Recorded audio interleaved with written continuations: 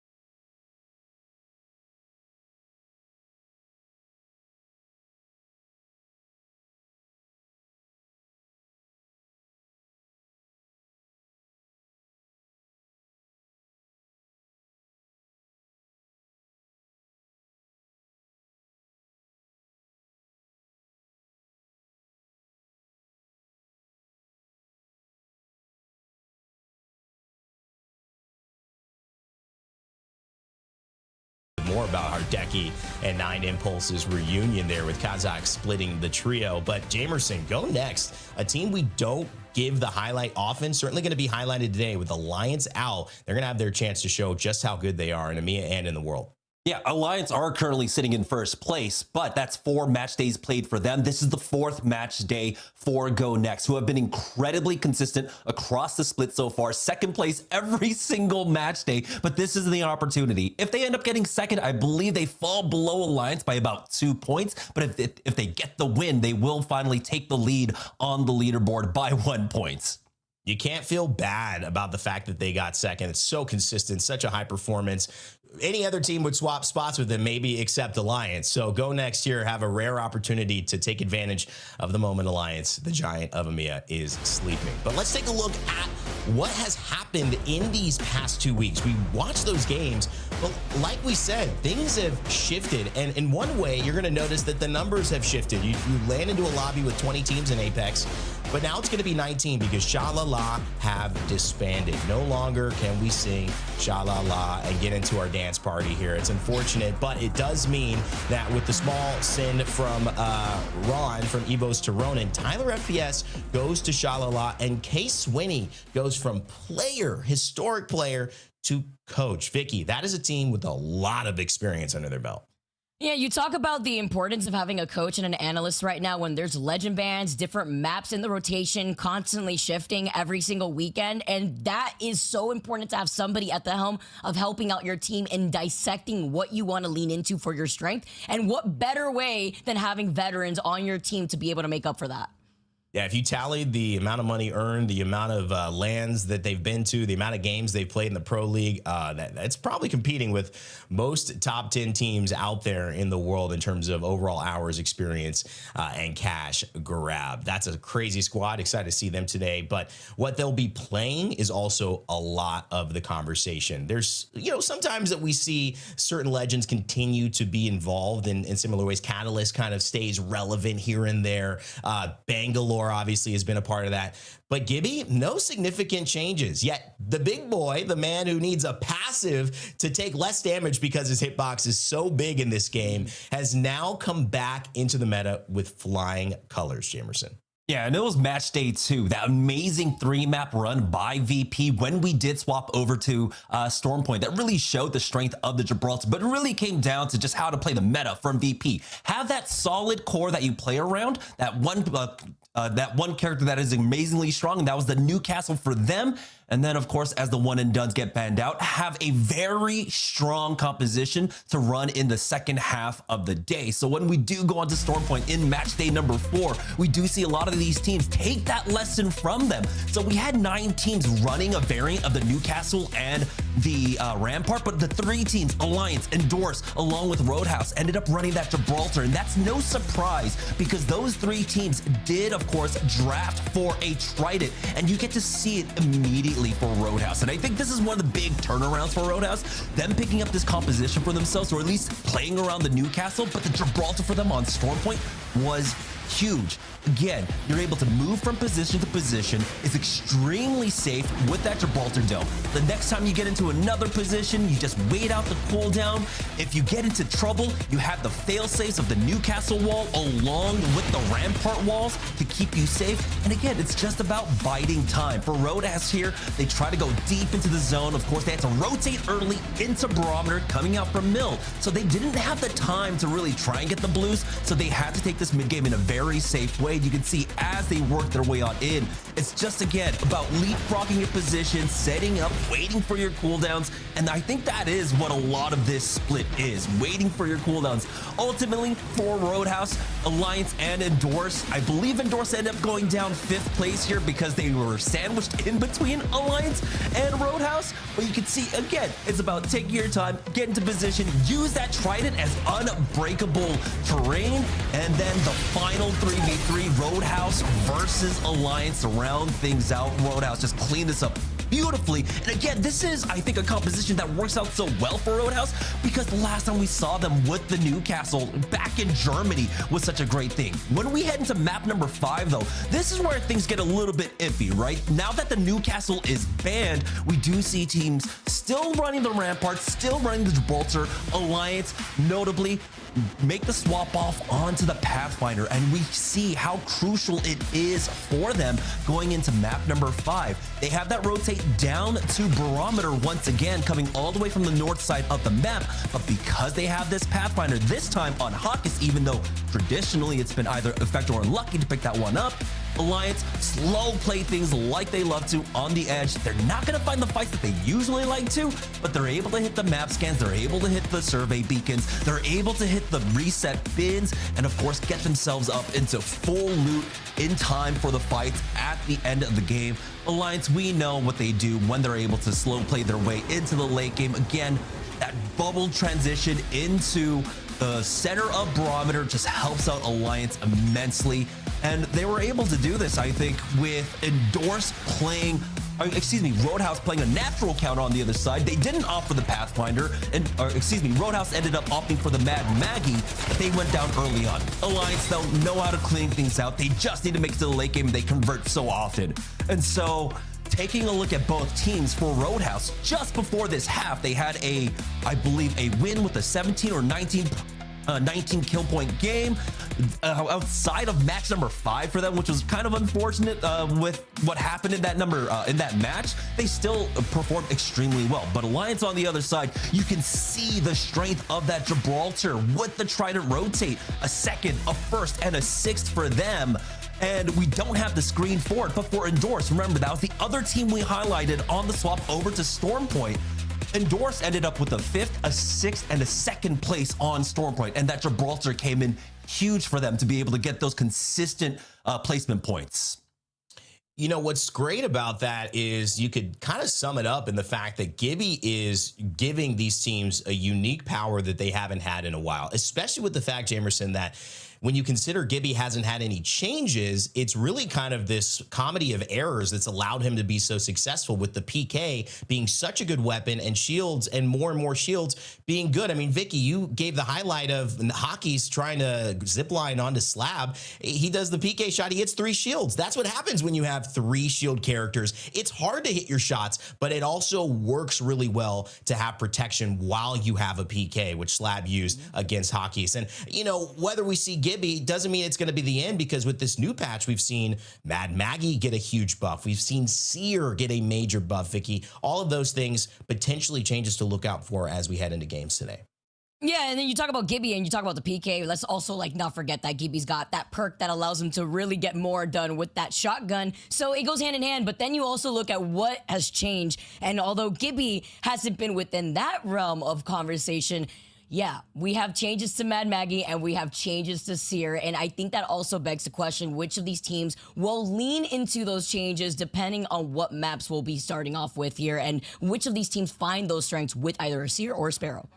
Yeah, it's such an interesting thing. We could talk a lot about this. I'll bring that up maybe later on if we have some time, on how changes get made, how changes get decided by pro players, how they stick with something, or how they experiment. But overall, I want to take a look at what the experiment has led to thus far in this league, right? Every team deciding how they're going to play it. Well, this is how it's landed. Alliance up on top again. You just got to give it to them. I call them the Giants in EMEA. There needs to be a David that is going to slay them if they are ever to fall.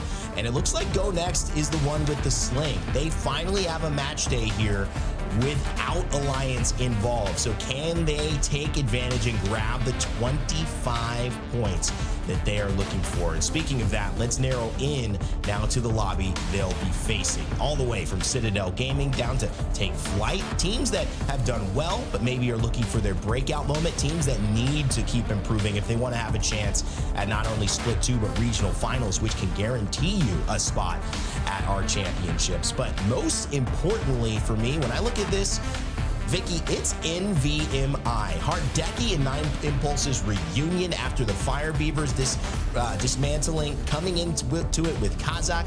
They have fit together so well, like puzzle pieces that have been looking for each other for a long time.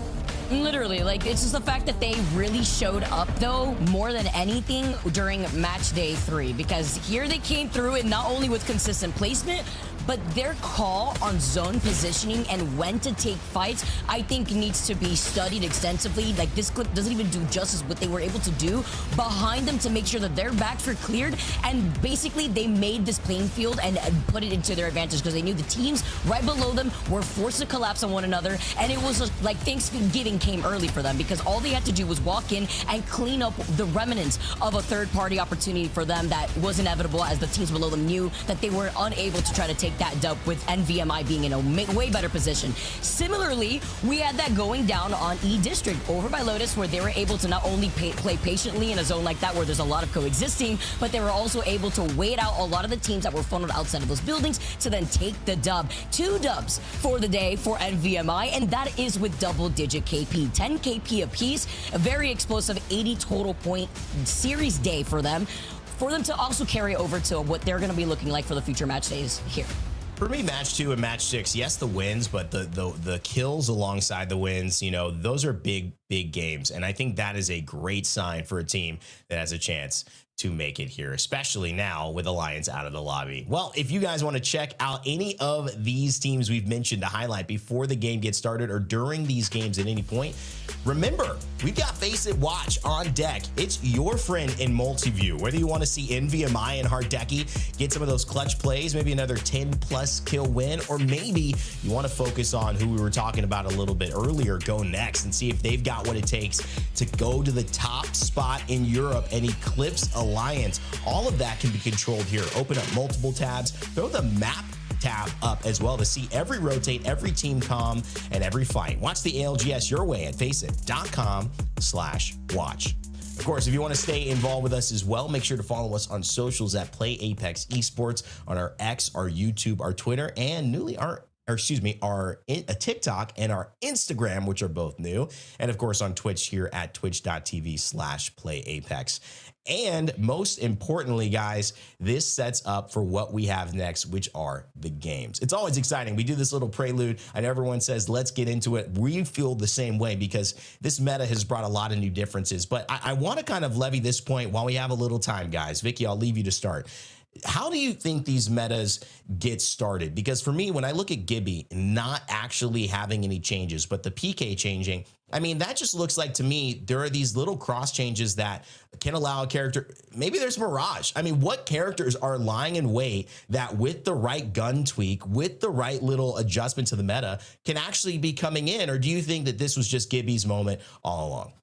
I think it has to do with the map rotation starting off anything, because obviously depending on which map we start off first, it will also open up the opportunity for certain legends to not be banned yet. Since we are starting off on Stormpoint for the first 3 games, Jamerson and I were all talking about which, you know, when was the last time we saw Stormpoint in rotation to start things off? It's been since match day 1. And now with these changes and Jamerson's point with Gibby and helping out a lot of these rotations, we know Alliance likes to play objective. This is where they like to shine. Then you add that together with their POI as they love Trident, and then other teams trying to follow suit in being able to capitalize off of that. I think that opens things up not only to extending what we've already seen with the PK for little things like what Gibby relates to with the perk, as well as Mad Maggie. I call her the Warden for a reason, coming up with the PK herself. It could be lethal, and it definitely helps out these different characters in allowing these teams to try to lean into what they feel like is their strength, because then you look at Rampart, like we saw some of those clips in, and obviously an LMG is another form of conversation, whether you want to look at, or maybe, you know, a Spitfire that's been popping off here too.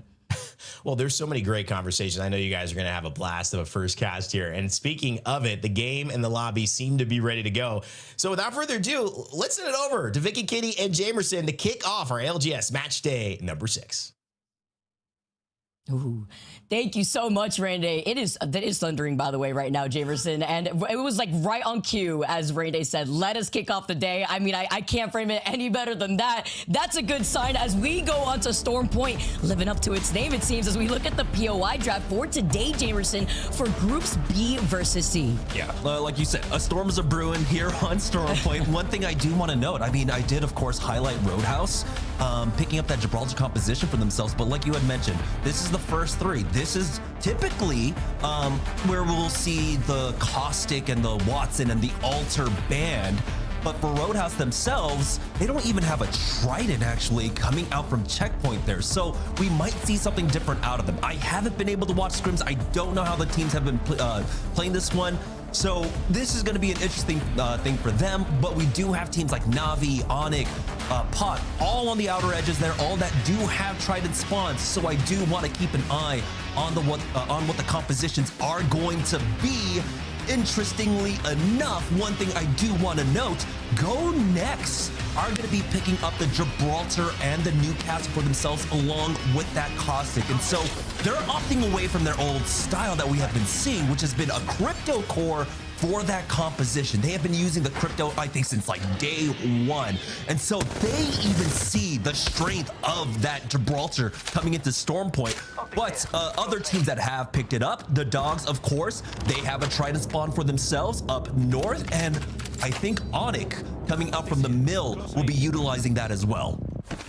You know what's so interesting too, as we were talking about all these different legend compositions and starting off on Stormpoint 2, the changes that we have seen and how this has affected Caustic of all legends. The problem, as I've always called him from the beginning, he has an 18 pick rate. So 95% of this lobby is running Caustic right now. So he will be the first legend out of this 6-match series for now, as we take a look at where that zone's gonna be pulling. And it's gonna be a Stormcatcher zone. So Nam are actually gonna be able to feast off of that, as they do have a ring console and even an Evil Harvester to their south. And once again, I do also want to remind you guys at home watching, if you're wondering why we're missing a slot, Shalalala did disband, so this is going to be a 19-team lobby. Yeah, so like you had mentioned, that Stormcatcher pull, this is actually going to be pretty nice for teams like On Dogs, ONIC, along with GoNext, right? We know that there isn't sometimes enough playable ground, but you can make it yourself. You can utilize a lot of these mountain ranges around Stormcatcher for yourself. You kind of pin yourself in with that Trident, indestructible cover, throw down the Newcastle walls, and then keep yourself relatively safe. For the teams with the Gibraltar, they're going to be able to kind of rotate through the mobile shield and the dome of protection from that Gibraltar, covering each other's cooldown duration if you end up getting into a very troublesome spots. And then of course the Newcastle wall will help out a ton. So for ONIC, they are starting to make their move on in, and this is where they have the extra layers of support for themselves with that rampart wall. But it looks like we might have some early rotates now here into Stormcatcher. Oh my, I mean, the action already starting off the rip. This is a pretty big pileup that we're already seeing over on the south side of Stormcatcher. And what's scary here is that if you are one of the teams with this Newcastle, if you don't really have the ability to bunker down, like thinking about Ronin, who are running the Sparrow, Ultra, and really the Caustic, you're kind of gonna be out in the open here. It could be a little scary. Yes, you could utilize the hills and the rocks to get some cover, but with the Evil Harvester being to the south side, a lot of these teams that do have the cover from the Newcastle could actually prevent other squads and deny them the opportunity from being able to get that Evil Harvester. There it is. We got to see it real quickly there, Ralph, from ONIC. As soon as they take a shot, you throw down that dome, you move on in. Importantly as well, right? You can utilize the boost from the Tridents to make so much ground. And again, you utilize both the dome along with the mobile shield, and you just wait out the cooldown of the boost. I think with the dome and with the Newcastle mobile shield, and then a few seconds later you'll have another boost ready, which I think is what they're doing. They're just stopping off to fill up the tank, get some gas, and then they're going to be moving. I like the slow approach too, because they're also pinging around to make sure they want to call out what rotate they want to take, because they do not want to get called out like this, as the timing on the bubble couldn't be any better here, as Uchaku had taken a lot of damage. Hiraka had just lost out on the shield, and Slab is going to pause real quick to pop this shield cell. The action's been non-stop, but over by that choke that Navi find themselves in, they were getting gate kept, I believe, by Citadel, who were looking at them originally, because the majority of these teams have already found themselves on the edge of this next zone.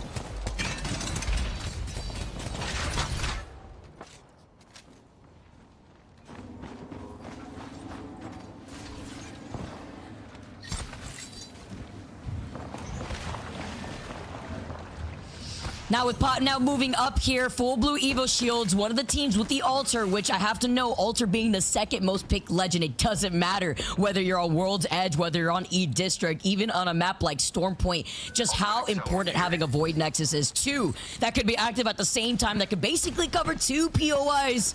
You can hear it in my voice. Just the way that Altar has been played and Unchanged has just been on another level and helping out a lot of these teams here. As I can hear you now, Jamerson. At least personally, I can. As Citadel Gaming now are going to be able to be up on the high ground with the Spitfire, though. Zuni and the rest of Citadel looking like they were up here very early on. There's usually that survey beacon that's right ahead of them, too, so they get to know which of these teams were able to rotate through Launchpad. And that's not the only thing that was there over on the building side by that survey beacon. There's also a ring console there. So a lot of these teams that have to forcibly rotate from the south side of Ring 1 are going to be able to try to either go through Launchpad to get that information to play objective, as I think the only Evo Harvester in that south side is either going through Pylon or committing to rotate over to the no-name buildings outside of Launchpad. We see a lot more poke pressure now coming down from Citadel Gaming with the G7 and the Peacekeeper weapon loadout, but I like the way that Citadel are playing this. They're going to be able to try to gatekeep these other teams. I'm wondering, though, if they were able to get that circle information, as I'm not really seeing it on their mini-map as they make their next move, but at least with the Evo Harvester up ahead and being able to get some poke pressure in, they could be able to try to take a lot more of an aggressive fight, Jamerson. Yeah, but I think, you know, for a lot of these teams, they're just poking and prodding again. With how the weapons work now, you are waiting for a lot of these bin resets as well. Make sure you are fully on top. Got the amps that you're working for, so things have slowed down. Again, you can't get as aggressive right now unless you find a very isolated fight out on the ridge. We know with so many G7 scouts in the lobby right now that you can instantly just get taken out by a 3-2-1 from other squads. So you do have to be careful here on the edges. With the way that Cats now are moving up, Na'Vi on the other side of that fence, they have to be careful. They were looking at a team that had one of the Altars, actually. They see the Void Nexus pathing, and they're yeeting out these nades before they move up. But they have to be careful with the way they take this fight, because there's other teams within the vicinity that are looking to 3P, maybe even 4P this. It's not just Na'Vi and cybercats on the other side. Also got Empire Gaming and Citadel Gaming, who have not moved from the edge of zone, looking to try to get involved. Yeah, this is very awkward. You don't typically see this kind of 14 pileup, but I think all the teams have the same idea, right? Get that information for yourself, Na'Vi, hit that scan, and they're instantly out of there. They're going to move up to the north. For Citadel Gaming, I think they were looking for an opportunity to try and get in there, hit that scan. But for right now, things have slowed down. Cybercats have backed away. Citadel Gaming are going to try and keep the south side of the zone pretty clear for themselves. But again, don't see how many other options they have to move on up. You can see on the north side of the map right now, NVMI are moving into position. They've got Nameless in their way over at Lightning Rod. Roadhouse playing inside of Command Center. Again, the team that were not able to get a Trident spawn for themselves, so they do need to play off of a more defendable position. And so without that Gibraltar, they are huddling right inside of Command Center. They got SLR on the other side, but currently about half the lobby inside of the next zone. No surprises here. Vicky 8 is going straight into Stormcatcher. I'm just impressed to see that it's only been like 1 KP in favor for Citadel with how crazy these pileups have been. Showcases the patient and respectable play that we're seeing, but with the Newcastle taking a lot of pressure, Empire is forced to drop down and coexist for right now on the low ground. Alter allowing for that quick reposition if you need, because there's other teams, once again, that have not left the edge of this zone. As Citadel are now looking at cybercats from across, cybercats trying to play this extremely patiently, but without trying to overcommit. They also want to be able to have the option to back away as the havoc rings through their ears and having to look behind them. They don't want to give up too much space, and they eventually have to start moving in with round 2 closing in. Yeah, that was SJP2 moving into position. Again, it is so hard to find that third party timing here. You do have to just find a decent spot to try and pick off players from a distance with that G7 scout. Currently though, NVMI making that move. Got Roadhouse to actually push out of Command Center right now. NVMI do have an isolated fight, but it's going to be Hardeki the first to fall here. That's being able to get that first knock, as NVMI also have taken a good amount of that pressure.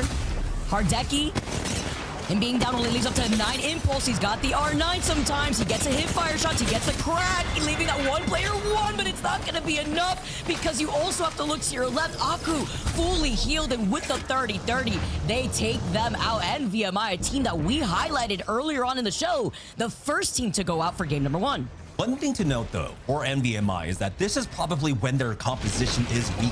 They play off of that Sparrow, having so many caustics. Hold on just a moment as Na'Vi get themselves in the middle of a fight. Uchako gonna get that res onto Slab, and now they are back into the thick of things. Hayaka throws down that dome, and it's gonna be an easy cleanup. Na'Vi pick up the +3. That's gonna be SLR falling. We are now down to 17 squads. But as I was saying, Vicky, this is the hardest point of the game for any team that's trying to run that Sparrow core, right? Now that the caustic gas does cut down on that mobility, a lot of times your fracker is going to be on that Sparrow. Now that he doesn't have the double jumps when he's in the middle of the gas, it makes it very incredibly hard to fight. So you do have to be careful here. But I think moving forward, NVMI will have things a little bit easier once the Stinky Boy is gone.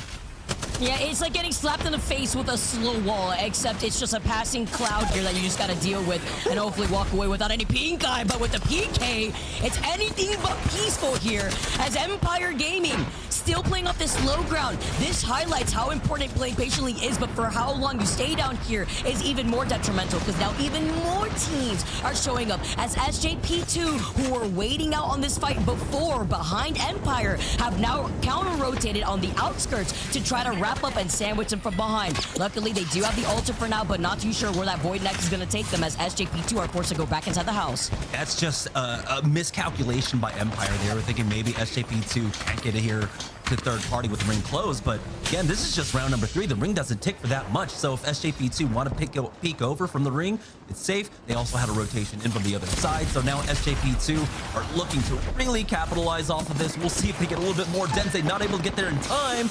Granny will go down, and now things are looking a little bit more difficult for SJP2. That's their Newcastle gone. That's what you're supposed to utilize for the resets in this fight, and they don't have that. Dense instantly going to call it, try and get his team back with that Void Nexus.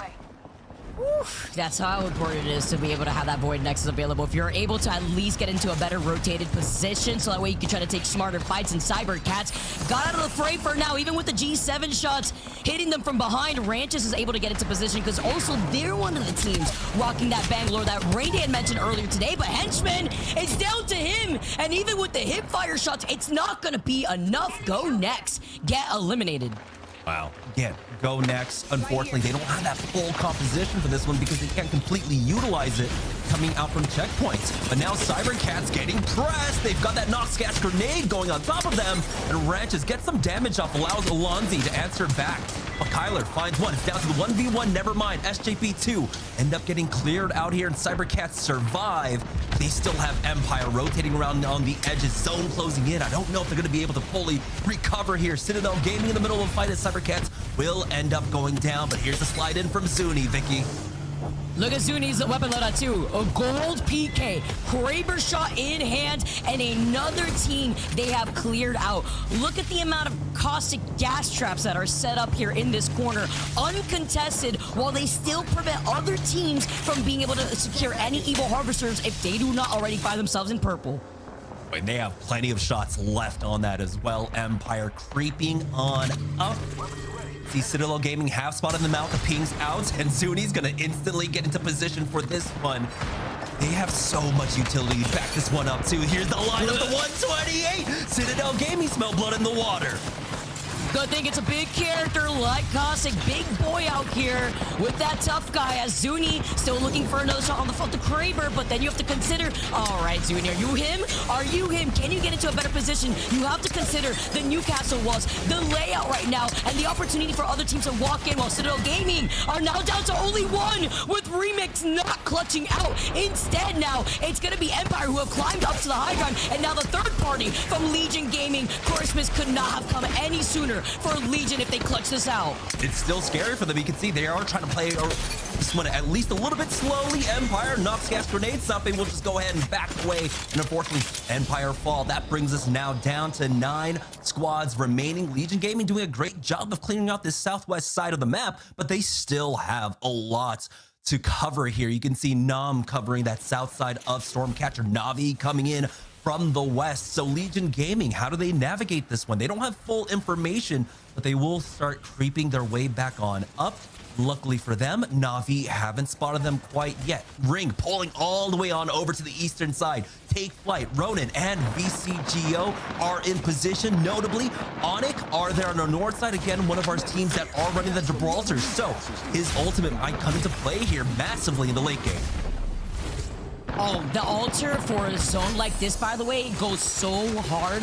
Yes, the zone's pulling away from directly Stormcatcher. It's going to be a bloodbath if you are not one of the teams on that eastern lot from Stormcatcher, because there's so much open ground. Even if you got these new castles, even if you try to cover yourself with the amount of stinky caustic traps you can put down, it's not going to be enough makeshift cover to go into the safety of where this next zone is. That's why you have Ronin playing on the edge of that next zone. A very good call out to play by the fence line, but even then, it can be really risky with the other teams that are going to try to force their way into that next zone. And Roadhouse, being a team that's a duo now, have to try to play this slowly with the team playing right above them while still being out of the line of sight of VC Go, who's in the house to the right. Yeah, the only duo in the lobby, everyone else is full up. Blast, though, does have that Nox gas grenade to utilize if they end up getting pushed. Honestly, at this point, they are just trying to wait things out. They're so close to hitting that top 5. Roadhouse, since they made this compositional swap, right, they were not running the Newcastle before they saw this. Up until match day number 4, I believe, is where we finally got to see them make the swap. They were running something that were a little bit more aggressive. I think they might have been a Sparrow core before this one, but now, again, they will be able to utilize that Newcastle. They have done extremely well with it. We've seen them on an upward swing. We've also heard from Luke really attesting to the fact that this is a team that's still getting to know each other. They're just getting better and better, and that, you know, the ceiling is so high for the squad. Nam, though, end up losing out on their caustic now. Alfred taking the high ground here, has to be careful. Sampe for Legion. We're able to move on in, but you can see that eastern edge, that's where the ring pull is, and we currently have 3 teams stacked on top of each other here at Stormcatcher. That's gonna be Nam, Legion, and Nameless. Closing in right behind them, though, and with a Void Breacher, they come out and they swing literally. Blooming Flower, after they won that fight against Citadel earlier on with that 3P, have now picked up the gold PK, perhaps that Kraber themselves, as Legion Gaming still hold on to the high ground here. Spitfire and just a blue mag sometimes is all you need in a zone like this, but it's about getting out of this round 5 zone, closing in right behind them. And this is, again, with 8 squads left, gonna be where the bloodbath is, because eventually they're gonna be forced to drop down. This is the nice thing about the amps, right? With the heal overflow, you get to just go ahead and pop one cell, pop one syringe, and you move forward with it. They're trying their best to utilize this mobile shield. The healing gets cut out there. They're trying their best to survive, but there's just a disgusting angle from Take Flight as Legion Gaming now forced down onto the low. They're eating the ring, and Legion Gaming will get taken out. Take Flight hold on to their position. They've only got a solo right outside of their house right now. Take Flight have a lot of room to utilize here on the south side, as we have a 3-4 team pileup on the north end. Nameless be able to find one more. That's Nazedia going down there. Now Nameless, they're at this northwest corner, have a minute to breathe, to try and buy some time for their cooldowns. Just a matter of time before Nam got eliminated right there, too. It was a nice little cheeky ultra survival play right there, but with so many other teams looking at you, look at this. From even the cart or the zip line right there up on high ground, a good position, but even better position if you're one of the teams rocking that same comp that you had just mentioned at the beginning, Jamerson. The Newcastle, the Gibby, the Rampart. Talk about cover for days. If you don't have cover yourself, you gotta make it for yourself. We've also seen the strength of the accelerator on the PK, how quickly you can get a wall back, how quickly you can get your ultimates back if you're just chunking, and it's so easy. Despite the nerfs, the PK is still incredibly strong right now. For Take Flight, though, the triple take is in play for Pablo. Got the PK if it does come down to it, but honestly, it's basically double sniper, double shotgun for him at that point, with the way you can utilize both of those guns. Take Flight just making sure that their south is cleared. They do have Roadhouse as the duo. You can see Blast and Aku out there. Lufka has not been able to make it back to the game, unfortunately for them, but Roadhouse are getting closer and closer, converting into a top 5 at the very least. I'm a big Pablo Minecraft fan, by the way, especially with the way that Take Flight are holding this position.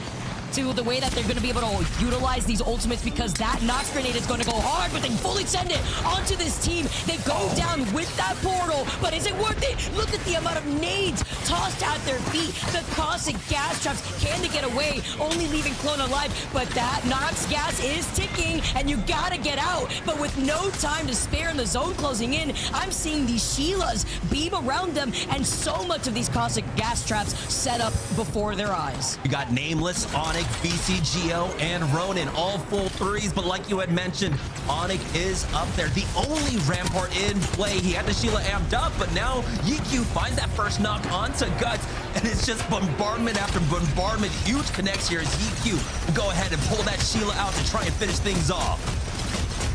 Let it rain, EQ with the Sheila. All you need is to break down these Newcastle walls.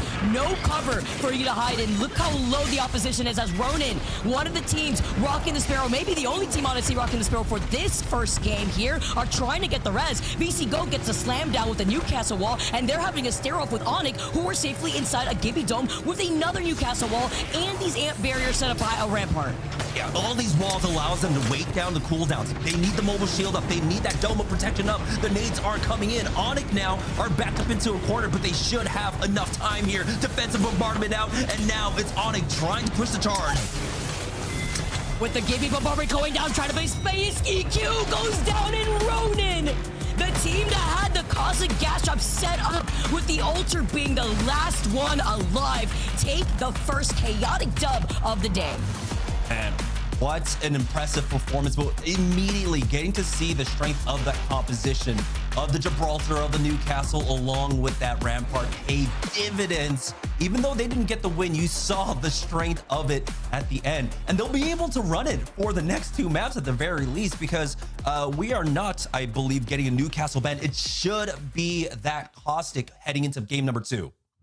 Yeah, and that's what Ronin landing Launchpad, by the way. Remember how crazy Launchpad looked like for the teams that were forced to rotate from the south side? So talk about timing in the way that they were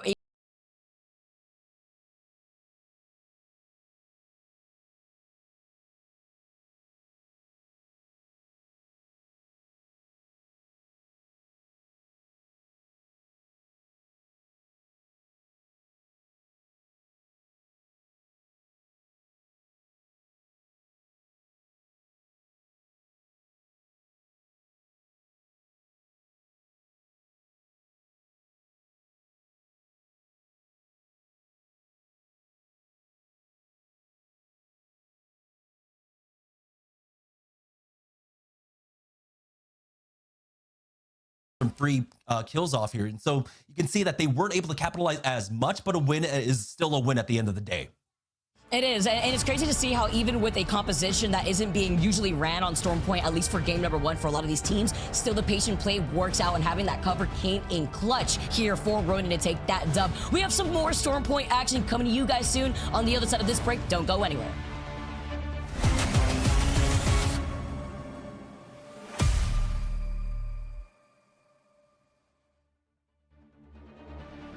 Reinforced position now that ALGS has thanks to their legend composition, but as I say that, they get an entry knock. Yes, Gatwang with the RE45. We talked about this gun before. It's obviously a lot about a comfort pick, but the shot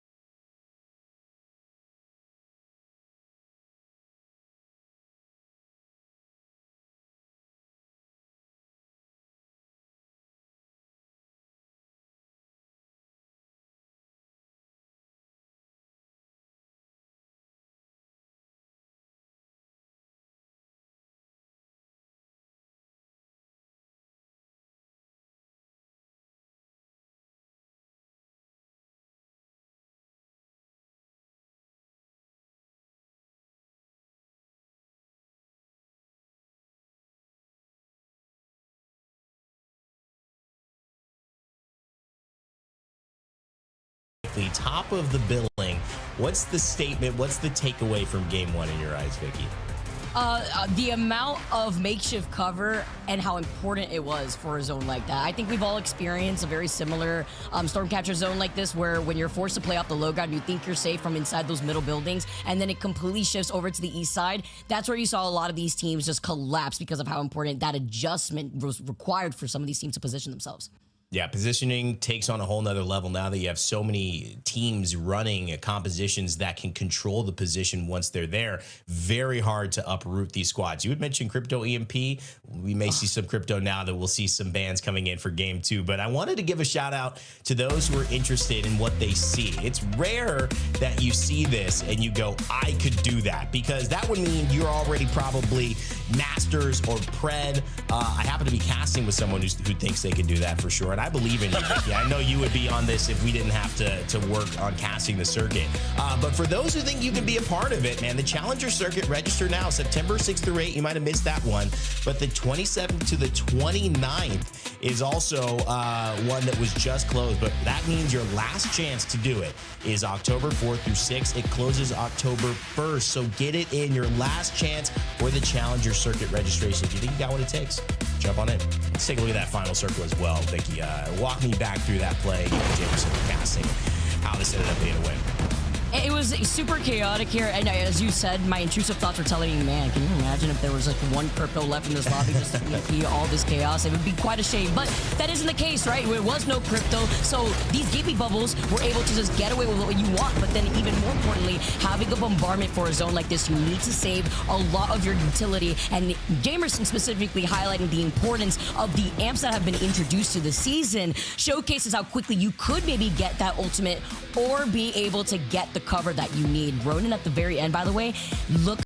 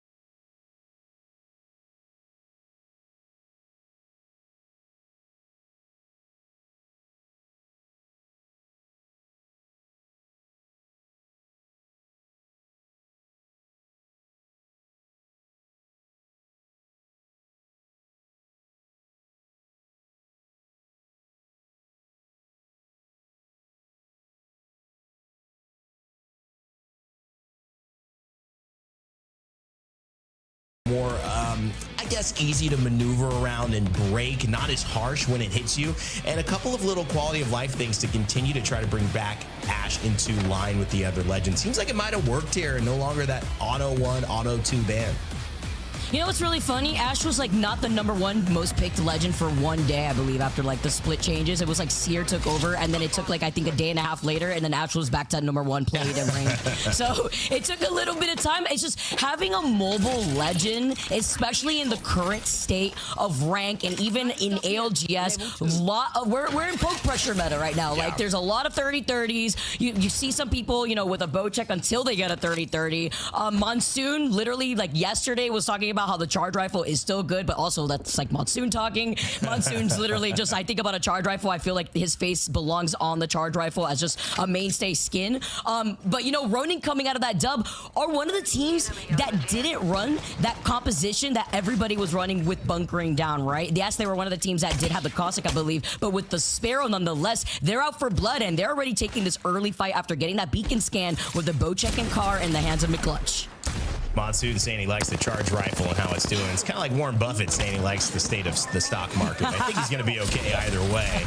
Monsoon deadly with that sniper no matter what state it's in. Ronan trying to continue their winning ways here. Nate McClutch cracked on the upper end. No Ash in sight, opting for the Altar and the Maggie and the Sparrow. Sparrow recently with a little bit of a touch to some of his ability to track players, going from 15 to 12 seconds. Also some adjustments to his skills, his ability to have a certain amount of traps now, increased a little bit with one of his perks out in the world, but overall just making him a little bit less overwhelming when it comes to knowing where you are, and also giving you the big question of, do we push this? Because now that ultimate, that Stinger Bolt, it does damage to you and enemies if you're in the radius of it.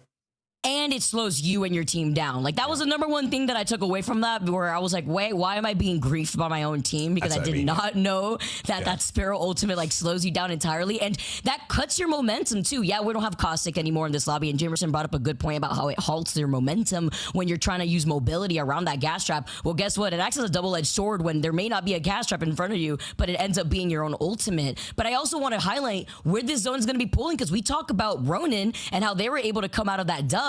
They were already trying to take a very early fight, and this zone's actually pulling towards them. So they can actually play on the edge of this, still be able to prioritize objective, and be in a really good spot comparatively to a lot of the teams that have to forcibly rotate from the north side of that zone.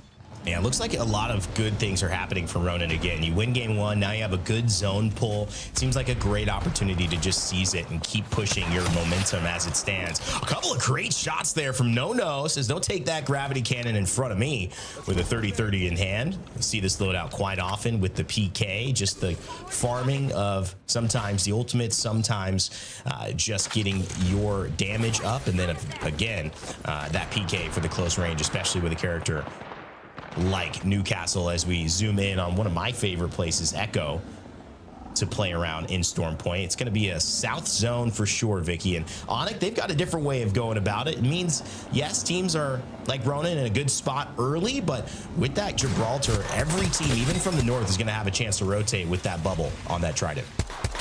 It really comes in clutch here, and they're still rocking that same comp that we keep highlighting, because it's perfect when it comes to Storm Point rotates. And then you have EQ out here with the Sheila, my sleep paralysis demon, and my nightmares that I hear that weapon just ringing, and they are able to put in some pressure themselves. But look at this. Even if it doesn't go far, that Void Nexus, as you break down the doors, allow this team in front of them to reposition. Slightly isolated, as it's Trojan, I believe, up on the high ground, and GoNext to the north of them, while SJP2 are still also sharing some space over by Echo HQ. Decent spot here from ONIC, but obviously they got to be wary. There's cybercats as well nearby, and so they've got to be careful as they continue to move in. Cybercats maybe going to be taking that southern pass, because SLR right in front of them. It's going to make that choke very difficult. But ONIC right now, feeling the firepower back and forth. Rampart wall is going to allow them to hold this, but do they want to stay here is going to be the question. This gravity cannon spot is really nice too. Up on the high ground, lots of poke potential, really difficult to siege uphill, and really just have to watch your back. So in many ways, I do like this position from SLR. They kind of came in late, but they feel like they want something else, Vicky. They're not happy with it. They want to move a little bit lower.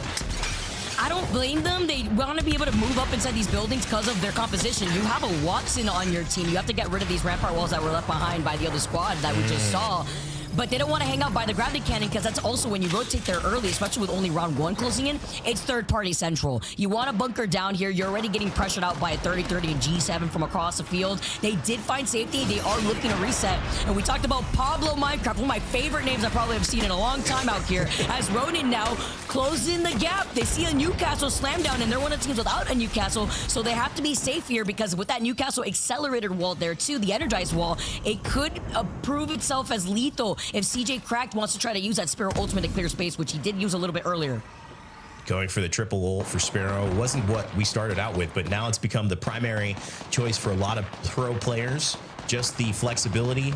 You never know when you're going to need it. Having that option. Flyte actually get aggressive. They find Nate. Ronin's in trouble. McGlutch knows it. Legion Gaming also sniffing that they have a chance here, and they're going to move in. Calamitous causing just that calamity here on what should have been a 3v3. But Flyte, they're going to get surprised from the backside. Clone's going to go down, take Flyte out of the lobby. Ronin maybe thinking they're lucky stars that Legion Gaming came in and helped them escape.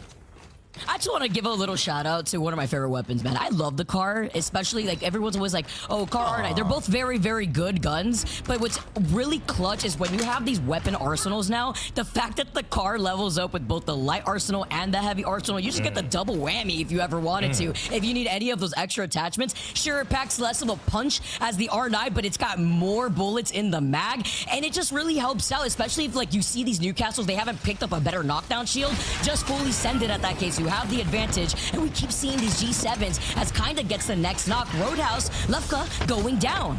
Tons of damage. Artillery from the skies. Ordnance is raining from above, and there's a defensive bombardment. Blast says, I know my name is Blast, but you don't have to send them all towards me. He runs away with the bat, but I'm not sure he's going to find safety in his escape. He gets a little bit of a corner here, a bit of respite, but he goes down just as quickly. Roadhouse takes down the remaining members of Blast and his squad, and that's going to leave them in a decent spot. Remember, Ronan was the one who was fighting, and thanks to Legion Gaming, got out of that fight with Take Flight, and now doing plenty of damage here as we follow along with cybercats on the backside of Echo, and there's Ranches doing the same game that we saw Blast just try to win out.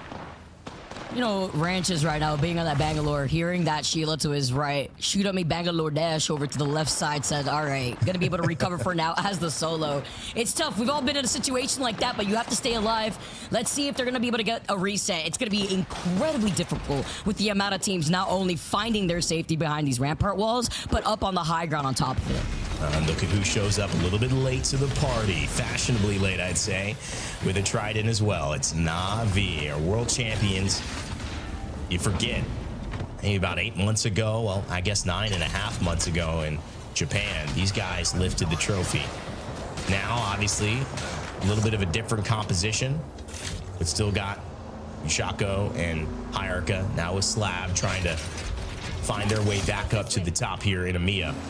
Taking the southern side, Vicky, everyone's kind of got a different plan on how they want to approach this. Navi going on the south, slow playing it. We still have Empire Gaming as well, a team who has not even jumped into zone. Ronin, they've survived, and so in a way, they've kind of been forced to play like this, but they've gotten back up, still on blue, haven't really engaged much except for that kind of final kill onto Blast. And now we jump into NVMI with 9 Impulse and Hardeki, looking like they're in a pretty good spot, although in the middle of a big firefight here on bridge trying to hold. Yeah, it's unfortunate because Empire also landed North Pad, so they have quite a ways to go. And for teams like NVMI here, who had it a lot better or have been able to secure that high ground relatively early, force a lot of teams off, playing a lot more aggressively, have been able to secure KP themselves. And that's the game plan when it comes to playing on the edge like this. That's why this works into their composition. Even with Hardeki being on the Watson, they have the ability to utilize that Void Nexus, get right back inside of a different building, or reposition if they get thirded or if they get wrapped up on, and then they could just completely bunker down with the help of the Watson. But they still need to be able to get some poke pressure out first, just so that way they can tell other teams and showcase their presence that they can't get booted off here, while also being able to boost up whatever they need. Yeah, NVMI know Ronin's in front of them a little bit, but they want to make sure no one's coming in from behind. Empire Gaming, I mentioned them on the west side of Storm Point. They've now found a little bit of a sniper's tower just to peek and prod, sitting on 3 purples. They're in a pretty good spot here. 10th place overall. Arctic trying to see what he can scout out, getting aggressive with the altar. But oh man, Liffin goes down right away, takes a couple of shots from Taskmaster on the G7. Looks like that poke battle did not go his way, and Empire kind of forced to go back and make sure the Taskmaster doesn't get too aggressive. I actually think this is so smart that the Newcastle did not use the Void Nexus, because just in case they are in trouble in the future, it's not on cooldown from taking it. So he ends up just walking back because he's right there. They get the res because, of course, it is Newcastle, so you also get that passive healing. While Arctic, understanding his role when having to cover his teammates from recovering, still holds a very aggressive position. Talk about communication right now from Empire, a team that we were just talking about that had an unfortunate outcome of the zone pool because they do land in North Pad, so they had to strictly play objective here. Still one team outside of it. Arctic trying to get revenge. 93. That's enough to push forward. Arctic likes what he sees. Throws a nade up into the air. Will it fall down? It does, and it hits some damage. Taskmaster almost getting reversed here. Prestis forced to fall back. Big shot from the PK. 1, 2. That's one down. Looking for the second now. He doesn't know where Taskmaster went, but he's going to get this KP. At least he should, unless his altar portal causes him a little more trouble than he's worth. Taskmaster still up on high. Arctic now finds him, takes the shots, but Livin has the angle. Taskmaster will fall. Prestis goes down, and that's just one left. So great take and great reset there from Empire Gaming. Is he still crawling, by the way? I was wondering if they were able to finish that off there. Oh my gosh, very pesky, but terrifying to put yourself at risk just to get that third series. And NVMI now, off this low ground, have been able to bunker down exactly the way that we were wondering. They did the deed, they suppressed other teams, now they're forced to drop down while recognizing where the zone pool is going to be. How do you like the spot? I personally like this spot because of the composition that they're running, and considering that there is no Caustic now in this lobby because Caustic's the first legend banned out. Yes, we know that Watson's Gen could delete those Caustic nades, could take care of those Caustic traps, but it's even more important when it comes to the space around this in case you're forced to get out of this position. So I think with the Watson, this is great, but I'm wondering how that's going to work better against a Newcastle composition that will have a wall in their favor. Well, you can see here the same exact opposite side, but with no Watson, right, on Ronin. So cracked nade, McLutch trying to hold it with the Maggie, the Sparrow. It's not the same thing, especially when you consider that Stinger Bolt, somebody jumps in on you, throw it at your feet, you're fine. Now you don't have that. And so you've got to be careful that you're not putting your team in a disadvantage if you get sieged. An interesting spot, though, and a good place to hold, at least for now. You kind of got to do the best with what you're given in this type of situation in Echo as it's starting to get crowded. Still 13 squads remaining as we jump into another round. And 133 from Guts, finding some huge damage on the fully leveled up 30-30 from range, but can't quite finish off the kill. And he's going berserk right now with that gold 30-30. And I'm also impressed to look at the circle pool because it is not only out in the open with that gravity cannon being the only thing like in the middle of it. Remember we were talking about how to early rotate there could be scary, but guess what? That zone's pulling right there. And with the Sparrow ultimate, everyone's getting funneled out. Talk about some damage pressure as they're stuck inside, and the Gibby push with the bubble to start things off. And the Newcastle has to run away, and it just throws them off. Shot. Thinks he's got an easy opportunity, and look how easy that was not. Hayarka goes down. Na'Vi lose one, and now VCGO and Babylon's up on top. Perfect arc star. It's going to force them out, and he takes just the Void Nexus to get back. You know, obviously, when you look at the way that Wraith can position and go into her portal, it does help to be able to aggressively get in and get out. But my goodness, over on the other side, Nameless, don't let the action stop. More PKs back and forth, Vicky, and Nameless are looking to clean up Robin and Empire Gaming. Sheesh. I mean, I'm honestly still reeling from the fact that imagine being the only Mad Maggie in the lobby, and then you are the Gibby on the other side that just so happened to throw their dome down to be met with a wrecking ball. Like, just talk about playing chess for real right in front of your face and being the unlucky draw there. But that's what the matchup's all about, and we don't really get to see Mad Maggie, the Warden herself, really come out as ONIC, one of the teams that are trying to still restabilize after the Gibby dome of protection had been broken. EQ now trying to heal up. The Thunder's getting worse in the background, and it's only going crazier as round 4 closes in right behind them. Trying to line of sight the Sparrow ultimate. It's going to take a lift up to the top and use that just to get onto height, but they realize McLutch is there, and Ronin is still holding down that area. Not sure if they've recovered back to a 3. ONIC, not sure either, so they're going to go back down to the low ground. They see the damage, and they feel it from Na'Vi. We're patiently just holding that corner, and it's just nowhere to go for ONIC. They tried one side, they saw Ronin. They went the other side, they got taken down by Na'Vi, and it's just Yekyu holding in place, saying this has got to be better than either of those options. Oh, Na'Vi got the respawn on Hiraka, though, with the Moby that is right there, splitting away so much attention, something that ONIC wants to do. And look who is the only team in that next zone who has high ground. It is Nameless, and they're one of the teams with the Rampart wall set up. Na'Vi with 11 points right now, 6th place.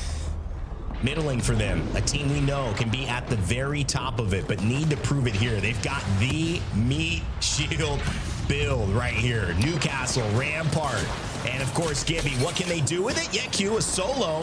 Probably not worth all three of them poking. They go back into safety. They realize it now, and they might just find that that was an overstep in the wrong way. Zidane makes them pay, and that's the end of Navi.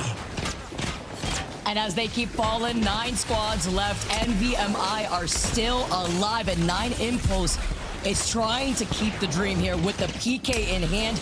Purple Bolt here, and they're playing this patiently and isolated, and they're still also on the edge of zone, which is incredible to note here because the team that they're fighting still has blue Evo shields. And they got 70. I think that might be the reason to push. Let's go up to the top of Echo. Baron in our mid battle as well. They lose out. Kazakh finds the kill there, and that's NVMI also playing up and down. That's incredible, and you can see it as well. Just waiting to take that space. This patient play from them. Hardeki, 9 Impulse. Kazakh, this has been great to watch, Vicky. Let's see if they can make something out of it, though. BC Go getting eliminated. 7 squads. Hardeki slides in here together with Kazakh. The Sparrow ultimate has come out, and that's what it takes here when it comes to that Newcastle wall slamming down right next to you. And it's just a matter of time, but this fight is going on for as long as possible. Good thing that they were inside that one corner, but with the zone closing in, SLR do get eliminated. 6 squads left, and Nameless have not given up from this high ground because everybody has to funnel into their line of sight. Ryumatsu and Guts, I told you, Vicky, I love this spot by the gravity cannon earlier in the game, but they moved on. And now the team that's here looks like they could be a god spot as the rest of the chaos happens at the bottom of the hill. And we'll see who's able to climb this one. GoNext. Mentioned this could be their day. No alliance, 2nd place in Europe, but they've got to get through NVMI, who are climbing up. Kazakh to his right is Light, peeks with 1, finds 1. Kazakh with a big kill. Now what can 9 Impulse do? He's going to go down and get a bat. Hardeki has to hold this to keep the pressure off. He can't. He gets lit up. This could spell trouble for NVMI. The fact that he was able to survive that before dropping down, they're playing off the only cover they have so nicely as Nameless slide in with 3 squads left here. They get the next knock. The P20s coming in clutch. Nice shield swap now coming in from Guts here. And remember, they had cleared the backside of that zone, but with a PK shot, they cannot give up this space. They still want to make sure that they have visibility over by high ground, which is why they had the Void Nexus set up. Wow, Void Next is so good, and R and Ryumatsu providing such great supporting cover. This is how you take advantage of it. But right here, there's free KP. We may not win this whole game, but we certainly feel like we can win this fight. And that alter Q, so important to kidnap. Say hello. Oh my goodness, to the PK. Come down here, little fella. 9 Impulse makes a statement, and now it's just 2 squads left. Nameless up on the high ground. NVMI down below. They're gonna need an alter Q to get out. They do get out, and now they find a kill. Hardeki takes one into R, but R, can he somehow have his teammates clutch up? There's no way when Nameless had the game-winning position. It is really up to Guts here as NVMI with the PK and knock after knock. Hardeki, no medkit necessary here as they slide in, even with the Sparrow ult, trying to find that pesky altar. And Guts, oh, he's just delaying the inevitable, isn't he? They know it. They fought hard. From down below, they win the battle and rise to the top of the hill. NVMI is your champion in game number 2, and they do it in stunning fashion. I cannot believe that this team, who was not on high ground, who did not have the positional advantage, who did not have rampart walls with a 30-30, walked up and were able to find these picks. The rampart, I saw that, Sheila, and I saw that pressure, and it could be really lethal rain day when we have that damage amped up behind those amp barriers. I mean, I'm still, you're right, getting over what we saw. When you consider the layers that they had to navigate in order to be successful there, that was one of the higher degree of difficulty wins that we've seen in EMEA over the course of this split, because you're playing low ground, but you're also playing a isolated position underneath where people expect you to come, which is the zip line. If you don't have alter in that position, you really can't win that fight because it's too easy of a hold right at the top of the zip line. That's the only way to get up. With alter though, they pop up, they surprise R, and because they're split, R doesn't have his teammates around, and Ryumatsu and Guts aren't able to respond, Vicky, and that leads to Hardeki, 9 Impulse, and Kazakh with their plan, just getting the 3-1, turning into a 3v2, and slowly but surely finding the win. I was so impressed in a 4,700 damage game. Fantastic. You can see over here as well, Light Henchman, kind of, also 6,300 damage. That's a fantastic. Yeah, I was gonna say, like, that damage is actually insane. Like, you have 12 KP, 13 KP. What an explosive match too. It really was. These guys were incredible. Are we hearing I know you might have some tea or some coffee, but are we hearing a different kind of matcha in the background, Vicky? Yeah, my little Shiva, she's scared. The Thunder, I wasn't joking, that Thunder was not playing out here in Florida, man. It's been storming as we actually go over to another game of Storm Point here, but it is NVMI who lead the pace right now, but not by very much here, as they are only leading the pace with only 1 point. Well, we're playing on Storm Point, and you're casting with Rain Day. I have a feeling that you have just called whatever version of a thunderstorm that is possible to call from your actions down upon you. So, Matcha, we love you. Hopefully, you realize it's going to go away. It's going to go away soon. We're going to take a break as well. We're going to go away. We'll be right back, and with that, we'll start match 3 here to finish off our time in Storm Point.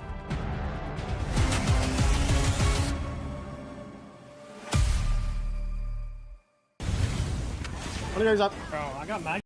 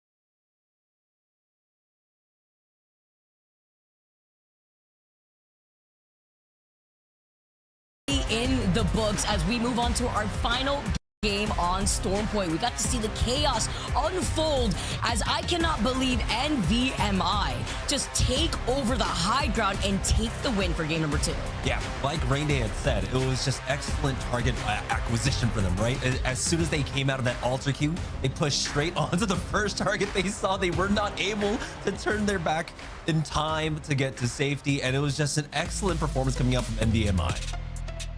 Taking a look at that final circle and how it all played out, you talk about that focus out here too, and I'm here wondering, you know, we see the poke pressure, we see the void nexus set up. This allows Nameless to still get into an aggressive position, at least send one player out while two players still lay behind. But this play right here with the kidnap was disgusting. Beautiful representation of what cheeky altar play could look like, especially at high level. Don't forget, you could kidnap anybody hiding in a corner there, and with the lackluster cover, with the zone closing in behind their backs, they got.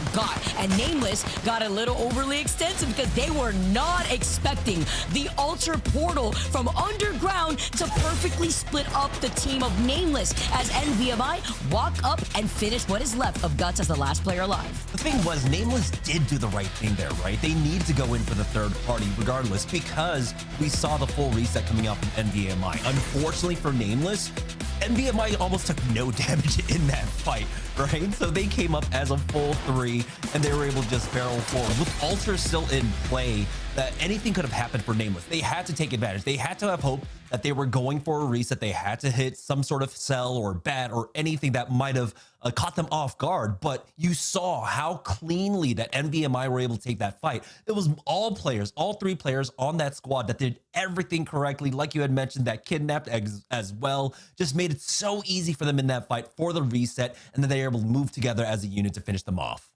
They literally could not have done that without Ultra too. That's the most craziest part. Like, that is a note for anybody at home that has to play ranked on Stormpoint. Keep note of where they just put that void nexus. That it's incredibly cheeky, because the fact that it leads you not only outside of Echo HQ, but on that slight high ground lip, even if it's not on the major high ground, it's a great repositioning tool from a low ground like that. Incredible. When we take a look at the map schedule, we're still staking onto Stormpoint for now, but it's our last game on Stormpoint before we transition onto E District, which is great because in the topic of conversation when we talk about Alter and her importance, I'm wondering who we're going to be seeing ban next, because now we no longer have Cossack and Newcastle. Yeah, and here's the thing. We're seeing the kind of effect that starting off on Stormpoint has, right? Historically, Alter has been the second ban here in EMEA, with, I think, only in match day number 5, where she was actually the first ban. But because of the prevalence of that Newcastle now, well, no longer, she actually survives into match number 3. We'll see if she still remains that way. I think she actually will probably go out here, and then we'll have E-District shenanigans afterwards. So again, just seeing how the importance of that Newcastle has pushed down the priority of a lot of these other legends is kind of important here. We'll have Watson still available when we go to E-District, more than likely, and importantly here in match number 3, Gibraltar is still alive. We've seen teams still utilize it extremely well. ONIC has been doing particularly well, is despite not having the best of performances, right? Not getting a win quite yet. They're still doing an amazing job with that. But here we go, heading into match number 3, our final match here on Stormpoint for the day. Let's get it going here. Final game on Stormpoint, and NVMI in a flashy way just took game number 2. Also, with 13 KP, that's why we had to highlight them and GoNext, even though GoNext, they had gotten that 4th place spot. They had gotten it with 12 KP. So our teams finding that high-octane action with a lot more of an aggressive comp, and you were talking about the Watson that we're probably going to see going onto E-District. We're going to have to see, because NVMI are still sticking to the same comp that they were running prior. Yeah, and I love this. Since the beginning of the split, right, teams were trying to figure out what is our core going to be. We know that the Caustic and the Alter and the Watson are going to be almost immediate bans off the first 3 maps. What are we going to be rotating around for NVMI? It's been this Sparrow, and the Sparrow does provide so much more utility. At the beginning of the split, he was a much higher pick. Now we are seeing a lot more of it. On Dogs are picking that one up. Hot have swapped over to it as well. Ronin, we saw them use it pretty extensively there in the last map. SJP2 along with Cats have picked it up. But we do have our first Seer sightings. It's going to be Empire to pick that one up along with Take Flight, as now we do have the ring being pulled up, going over towards the God Rocks and a lot of this lagoon area for the mill in between Cenote and the mill. And Roadhouse there too. It looks like the Seer is starting to make that rotation. And again, it's that conversation of Sparrow v Seer in terms of utility and playstyle. You want to play more bunker down, you have a nice control legend that you want to play for endgame, especially if you get Circle Blessed. What better way than having Seer for some information with that heartbeat sensor, with that invisible platform that you could just stand on, as well as being able to have certain amps that allow you to just get that tactical faster. Talk about like unlimited tacticals, it's insane. So you'll just be zooming around everywhere like you got Sonic shoes on and get that information. As you can tell, Jamerson, I've had quite an experience with the new Seer look as we see more teams now rotating on the outskirts of Cenote, closer to that no-name spot over by Bean. I think it's going to be very hot here because for the teams that do find that positioning inside these buildings, they won't be out in the open, forced to play off of the high ground or to little to no cover out in the open. Oh, I actually missed one other squad that was running it, and that was Roadhouse, who ended up losing out on one. Try to move in early on here, but looks like the res will come through for the time. Big fight out now. This Calamity's going to hold the line, utilize that smoke to back away, take flight. Looking to get a little bit more aggressive, but they haven't been able to do it quite yet. Again, though, they do have this altar that can just change up the battlefield real quick here. Clone as that anchor in the back, holding the line here for Take Flight. They've got to be careful, even in this fight. Again, third parties can come out really fast. You can see long-range shots coming out from the behind, and now Take Flight starting to run out of some space here. They're getting pushed back further and further, but they are trying to find an angle. But it looks like this is just going to kind of fizzle out in terms of the fight and the cooldowns.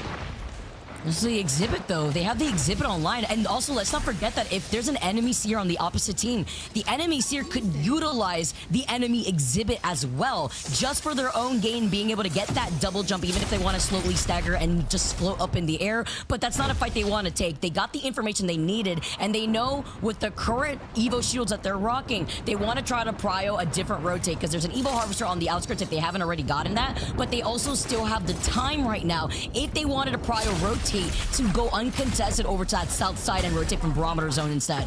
Yeah.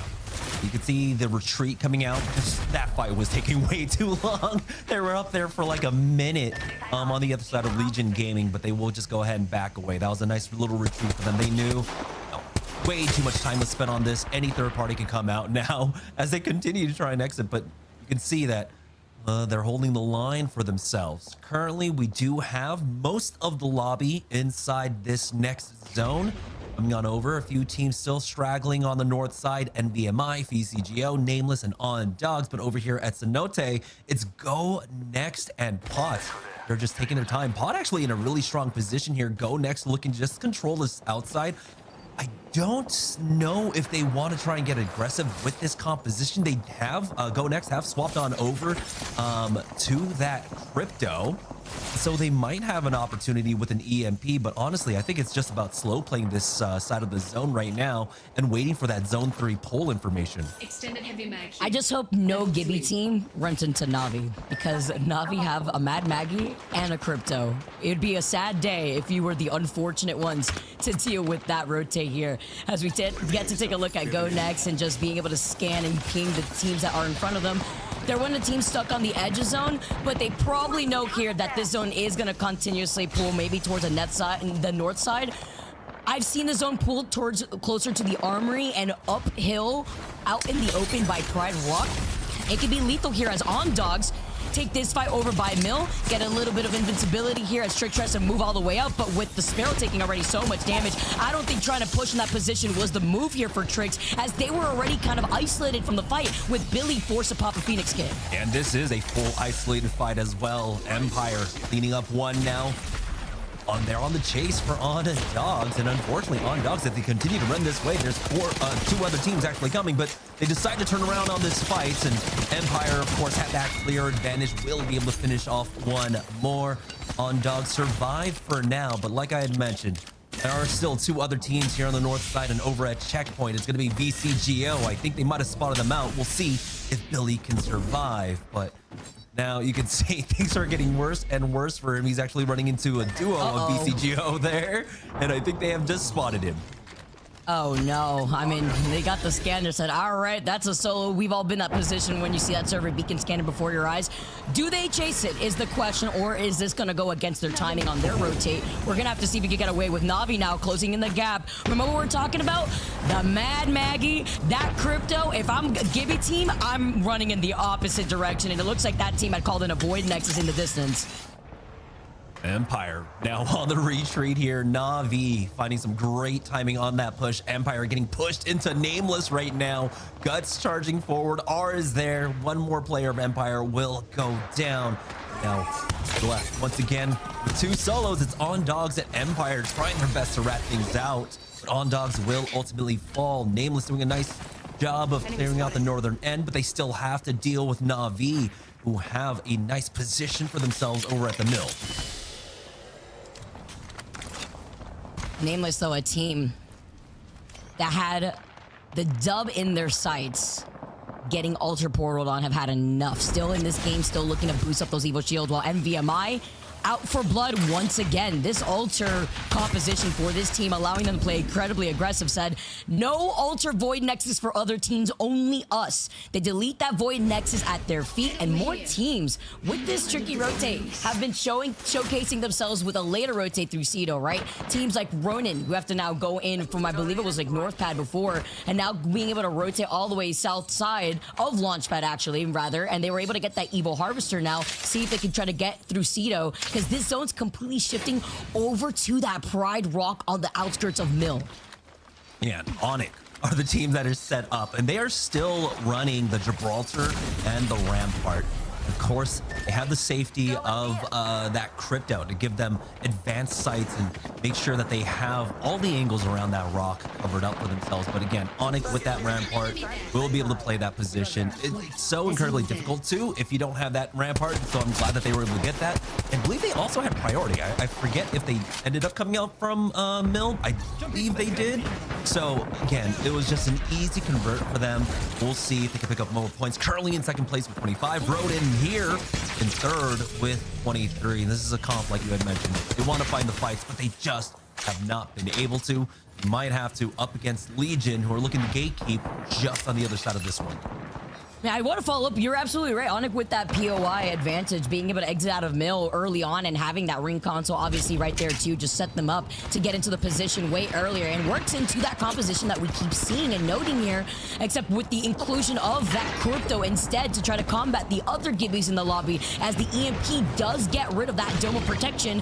Na'Vi, though, playing off these lips and inside this room, have bunkered down themselves with the Catalyst. Different form of a control legend that we don't get to see as often, but shines amazingly, especially on Storm Point. And with the Mad Maggie too, they're not going to be moving anytime soon. They could probably predict that this zone's going to continuously shift over to their southeast side, but it's about getting that information if they could at least obtain purple Evo. They do have an objective fight over here on the north side as well, as the Mythic Bin is spawning in. Nameless don't want any part of this, actually back away or all the way towards Down Beast for now. But Na'Vi just in this positioning battle up against VCGO. Hierarch is going to try and find an angle for themselves. They did spot one solo. The Slab wanted to push in, but VCGO instantly call it in. We've been spotted. Let's back away. Nom is coming in behind us. So VCGO are in an awkward position for now, but it's down to Na'Vi to really hold down the inside of that building.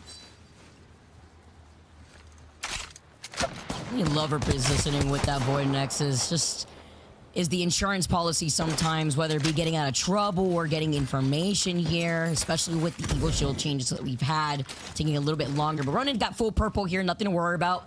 As they're still playing on the outskirts of Citadel, the only thing they do have to worry about is just getting into that next zone and getting through Legion Gaming, who are trying to gatekeep them. Luckily, in their position and looking at the time now, they have less than 55 seconds to decide whether they want to commit to rotating here or if they want to wrap around to the south side of Barometer. But if they do decide to do that, it may be a little too late right now, and they could be at risk of getting gatekept by another team that have already found a building over to the southwest side. Nameless evac their way on in, and GoNext tried to pounce upon that nice airburst nade. Here comes another one out from Light, and it connects. What? Guts gets taken out instantly by Light.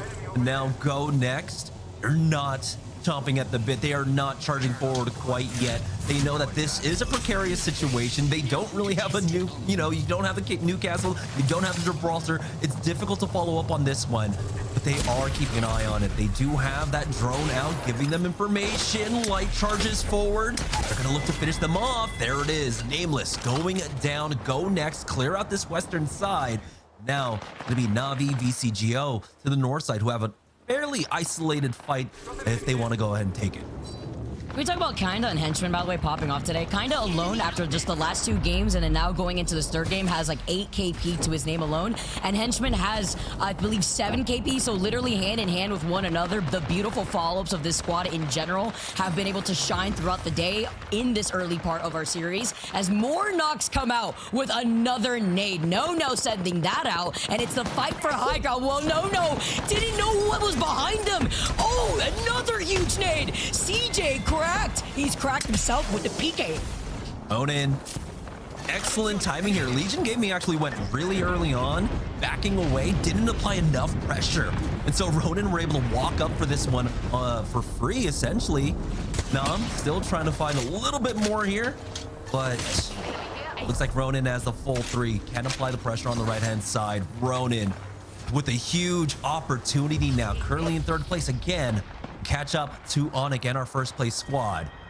Let's see Navi involved in this fight. It was gonna happen up against VCGO, and GoNext are looking for the 3rd party. Navi not having the cleanest of fights, and Slab is the only one left.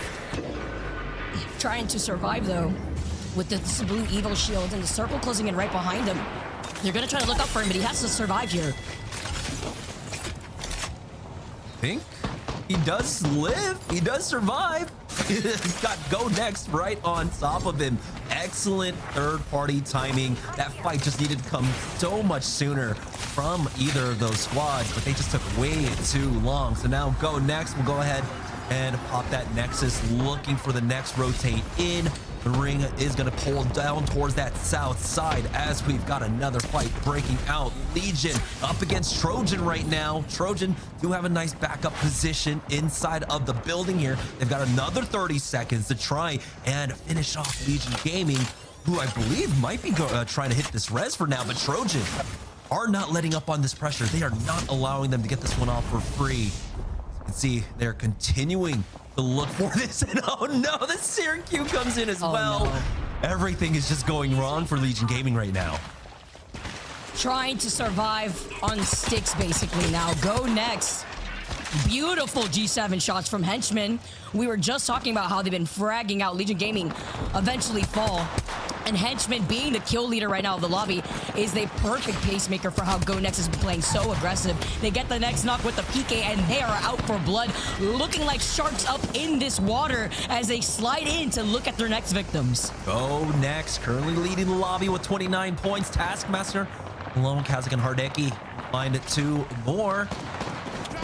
Now the lobby is thinning out. We're down to 8 squads, 23 players remaining. GoNext have been able to slowly creep up here on the western side of the map. For Ronin, they have actually worked their way towards that north side, following almost a similar route now, coming towards the western edge. They've got angles onto GoNext. Roadhouse lose out on one more. It's all up to Blast to try and survive here with this Watson, but the ring's at his back. He does not have any options. He charges forward.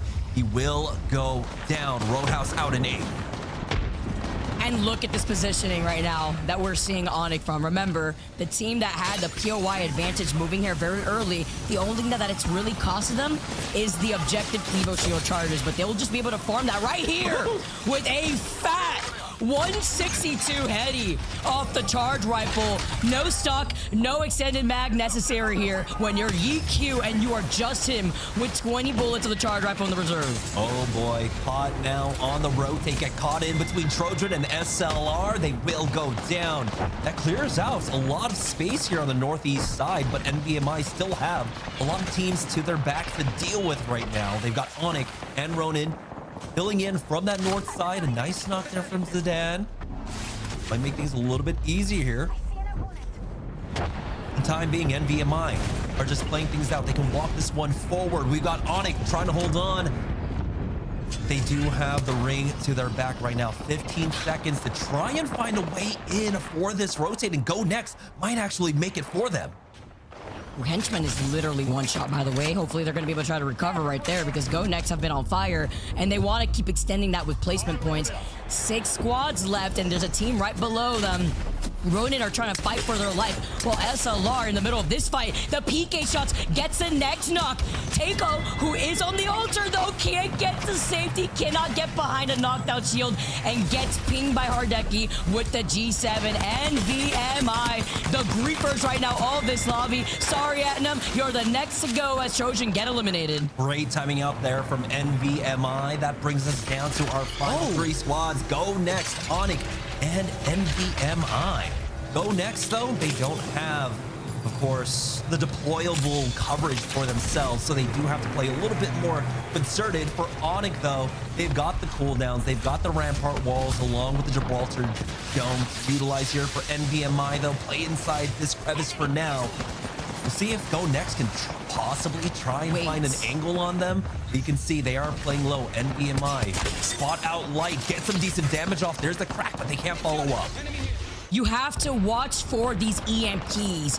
This is going to be crazy. There may only be one Gibby left from ONIC, but before these fights start with GoNext getting the first knock, they don't want to give up too much space, even with them having the advantage. They're looking for the dub. NVMI get eliminated. They knew the other team would eventually walk up here. Still Crypto's in the lobby here, even with one Watson, but eventually they're going to have to start moving. It'd be ashamed if an EMP would delete all the hard work of these Watson fences, but even better for Light to take control over the high ground like the king he tries to be, sliding in with the PK, proving that's all he needs as GoNext take the final game on Storm Point. It was just a matter of time for GoNext. This has been one of the most consistent teams across the splits and ultimately taking the win here. But you saw the coordination, you called it out, Vicky, waiting on that EMP, instantly jumping in.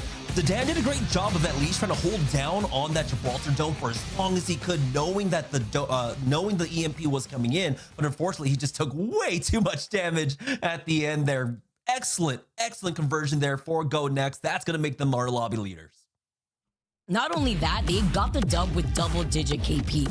We kept talking about, what we were seeing from Henchman, Kinda, Kazakh, and they were going crazy in that lobby. Henchman and Kinda alone before that game, Kinda was the kill leader. Now, for sure, elevating themselves as GoNext, 14 KP, ONIC coming right after them with 5 KP, and NVMI still showcasing consistency, getting 5 KP in 3rd place. Yeah, again, they kind of understand what's going on with their composition, right? They do want to fight, but unfortunately, they've gotten these ring pulls since they swapped over to that Sparrow, to the more aggressive composition. They just haven't been able to do much with it. But you see when they do get these isolated fights, how strong NVMI are. Unfortunately, though, they end up in that sandwich. They're angled out from either side. And so it was just a very difficult spot for them. But GoNext, like you had mentioned, did a great job. ONIC took that very early spot on Godrock. Weren't able to find, the angles to try and steal some kills, but they still at least converted, getting the +9 along with the 5 kill points their way. Dude, I can't believe this. GoNext have gotten 29 kills over the course of 3 games alone, and that's on Storm Point. Like, that is actually crazy advantage moving on to our next map. As we take a look at the series results and where they stand, yeah, it's a gap here, but not by much with ONIC trailing right behind them, and still things could shift with NVMI. Also, 1 point difference between themselves in that 3rd place spot and ONIC in that 2nd place spot. As we bring back Rain Day, after seeing the action that we just saw right now after game number 3, GoNext are farming this lobby. And they should be. That's the key distinction that we needed to make for those who didn't see the start of this show. Alliance is finally out of this lobby. This is the 2nd place team in EMEA. This is a team that many people, when they do their world rankings for Apex Legends, put within the top 6 because they are so good. And I know that my colleagues can't quite hear me here, but you guys can hear me, which is the most important part.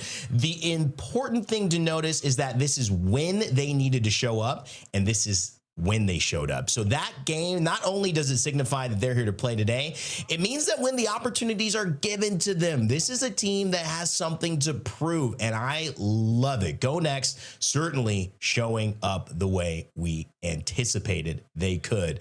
And I think that's a great sign, Jamerson, as we head into the rest of this, not only day, but I think in terms of GoNext mentality, saying, listen, Alliance is going to be there, but that doesn't mean that, we're going to play any differently, whether they're there or not. And that puts the pressure on Alliance. Yeah. I mean, it puts the pressure on Alliance. But again, if GoNext end up taking the win, they get the plus 25. Possibly they get bonus points here because they are so good at getting top placements in these games. If they can, maybe they get a +3 advantage onto Alliance after match day 4. But right now we're looking at possibly a +2 for themselves. So Alliance, they feel some pressure, but again, it looks like these two top dogs are going to be fighting it out for the rest of the split. I think that's an exciting part as well. Finally, maybe we're going to see EMEA have two big contenders here. And again, they're still the Navi, they're still the NVMI. But let's take a little bit of a break here as the players reset. It's halftime here at the ALGS. And I did have to just say that there's some great action across all of our regions. We cover EMEA and North America here and the Americas here, but we had APAC South get down with some action earlier on this week. And let's lead you into what you might have missed, because there was some record-breaking performances across some orgs and some familiar faces. APAC South, well, in match day 6, they kicked off the doubleheader, wrapping up round 2, and they started round 3. Remember, this is a round robin, so every round the teams go ahead and play each group, and then they transition into the next phase, trying to do a little bit better than they did when they show up with that matchup. 5 Fears, they started off that series with back-to-back wins. But Gen G, man, they put up a crazy 29-point second place finish. You look at Dexter right here. He's got 8 kills, 7 assists. What in the world? 2,600 damage. Is this a pub? No, this is APAC South Pro League, baby. 5 Fears is the champion, but Gen G, my goodness, they have dominated. And then they follow up that second place finish with another 23 points in match 3. I know this is obviously a team we saw perform at our midseason playoffs really well. They were in the conversation, and let's not forget that APAC South holds the most recent trophy when it comes to Apex Legends. It was VKG, but now Gen G in a big response form. 5 Fears were able to answer back. They got that win earlier on, and they got their match 3 win of the series, and they picked up some bonus points, but it was not enough to secure the victory, with Gen G's kill-heavy performance stealing the day, showing just how the power of Dexter and Asia can combine to create something special. They led at the end of the day of match day 6, with 5 Fears closely behind. Also, I mean, look at this, 84 points, 33 placement points, 51 kills. My goodness, that is dominant, Vicky. Yeah, I mean, the fact that it was just like the warm-up day for Gen G just before they continued on their domination is just on another level. Shout out to Genome, too, from being able to call out what impressive talent we've always had here within APAC South. As we look at match day 7 and how everything played out there, match day 7, just as destructive, because Gen G finishes top 2 in 5 rounds, winning that map 2 here. As we get to see the action here, Gen G just did not stop at all. Whether it be them being able to terrorize the lobby in that previous day with the doubleheader that they had ahead of them, sometimes that could be a detriment to teams where they need to actually be able to have more time to fix it on what they need to iron out. But in this case, there wasn't anything to iron out for Gen G. It was about just coming up and showing up and doing exactly what they did the day right before. Look at the way that they've always been finding themselves in a better spot in these final zone positioning, which sometimes can get tricky depending on which legends have been banned out. Oh my gosh, with the R9 shots, by the way, with the 1-times, looking at high ground and even through a bank smoke. I mean, look at this. These guys know ball for a reason. Asia, Dexter, these guys are cracked out. And with the gold R9, I do not want to be on the receiving end of the destructive damage from Gen G, because they definitely meant business before Wolves Esports were able to at least catch a dub from underneath their feet. Yeah, this was incredible, Vicky. And when you consider that this is a team that performed well mid-season, but also a team that's performing now here in a doubleheader, finding that rhythm, yeah, it could be a detriment not to Gen G whatsoever. this is looking like a very big contender. And I think Apex South, I mean, we've seen it before. They've been probably the second most in terms of lifting a championship in Apex Legends, but this just goes in match day 6 and in match day 7. I think these are the match day 6 results, but Jamerson, it just goes to show how strong these individual players are and how strong they are collectively. But Asia, man, he had himself a day. Yeah, I mean, they're doing it in a region where they like to play relatively aggressively too, right?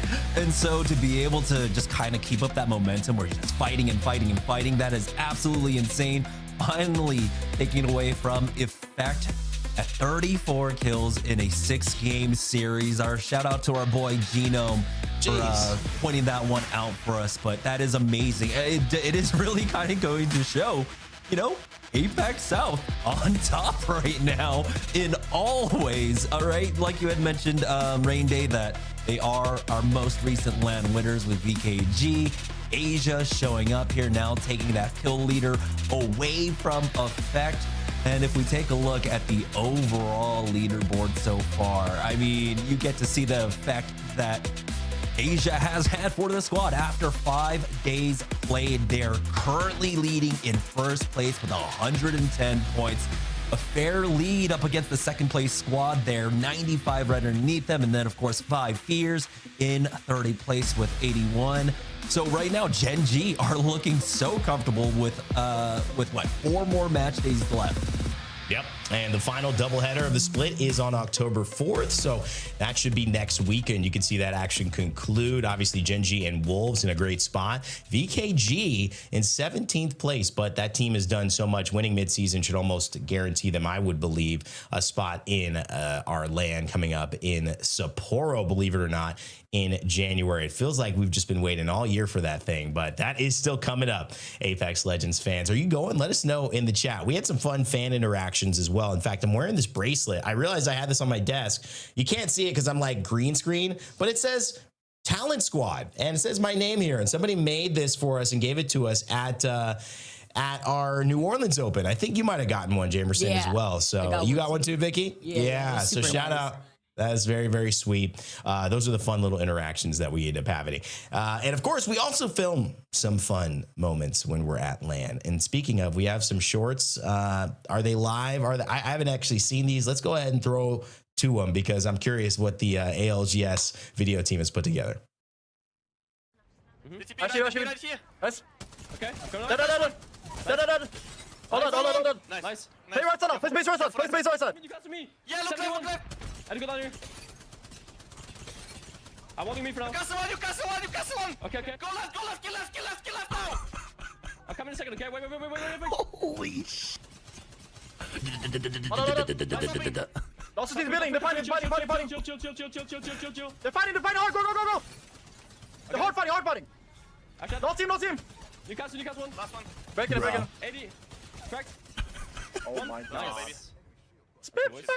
Nice, boys. That gun just shoots for centuries. Hey, one. Nice. Walk up. Walk to the corner. Somebody AFK. Come with me, Sykes, now. You need to swing the corner. Come to Sykes. Sorry, coming. Takes down Sanyu. Now the rest trying to follow up on that damage, but it's all down to Sykes. He's left on his own. It's a 1v1 to win it. Unbelievable what we're witnessing. We may never see something like this ever again. Let's go, Zizi. I'm winning Pro League. All good. I'm back. And remember, if you like that content, there's more ways to enjoy it. More content available on our TikTok and Instagram. And if you need another reason to follow, well, we're doing a giveaway. That's right. 23,000 Apex coins. That is right. 11,500 on Instagram, 11,500 on TikTok, split between the platforms. So follow and comment on either of those channels for a chance to win. But make sure you guys get your accounts ready for that. Awesome. I always love a little bit of coin giveaway there, guys. It's always fun to see some free skins get delivered and say, this is because I watched the ALGS. So hopefully that's you. Vicky, I'm going to need you to stop creating new accounts in order to be a part of that, because I think, you know, we need to somehow let people who are watching have a chance. Okay. Not Vicky Kitty cannot win. Okay. That screen name cannot win. Vicky, take a break. Don't do anything crazy while you're gone. Jamerson and I are going to cast here for this one. Jamerson. All right, man. It's been 4 games. We're coming up on our 4th game here. 3. We saw Storm Point. Talk to me. What's your roundup after 3, looking at the Storm Point game so far as we head over into our next map? Yeah, this is going to be interesting because we got such an early Newcastle ban, right? He has been kind of firing his way up to the top in terms of Newcastle ban. So it does allow for a lot of teams to play a lot more aggressively. So for the teams that were running the Sparrow that we saw on Storm Point, I'm expecting a lot more carryover there.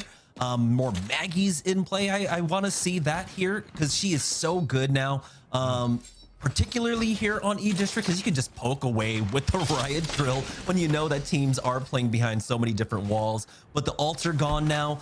Again, makes the rotations a little bit more difficult. For GoNext here, though, they are going to stick with that crypto for themselves. And honestly, the crypto core is what they have been able to utilize all split long.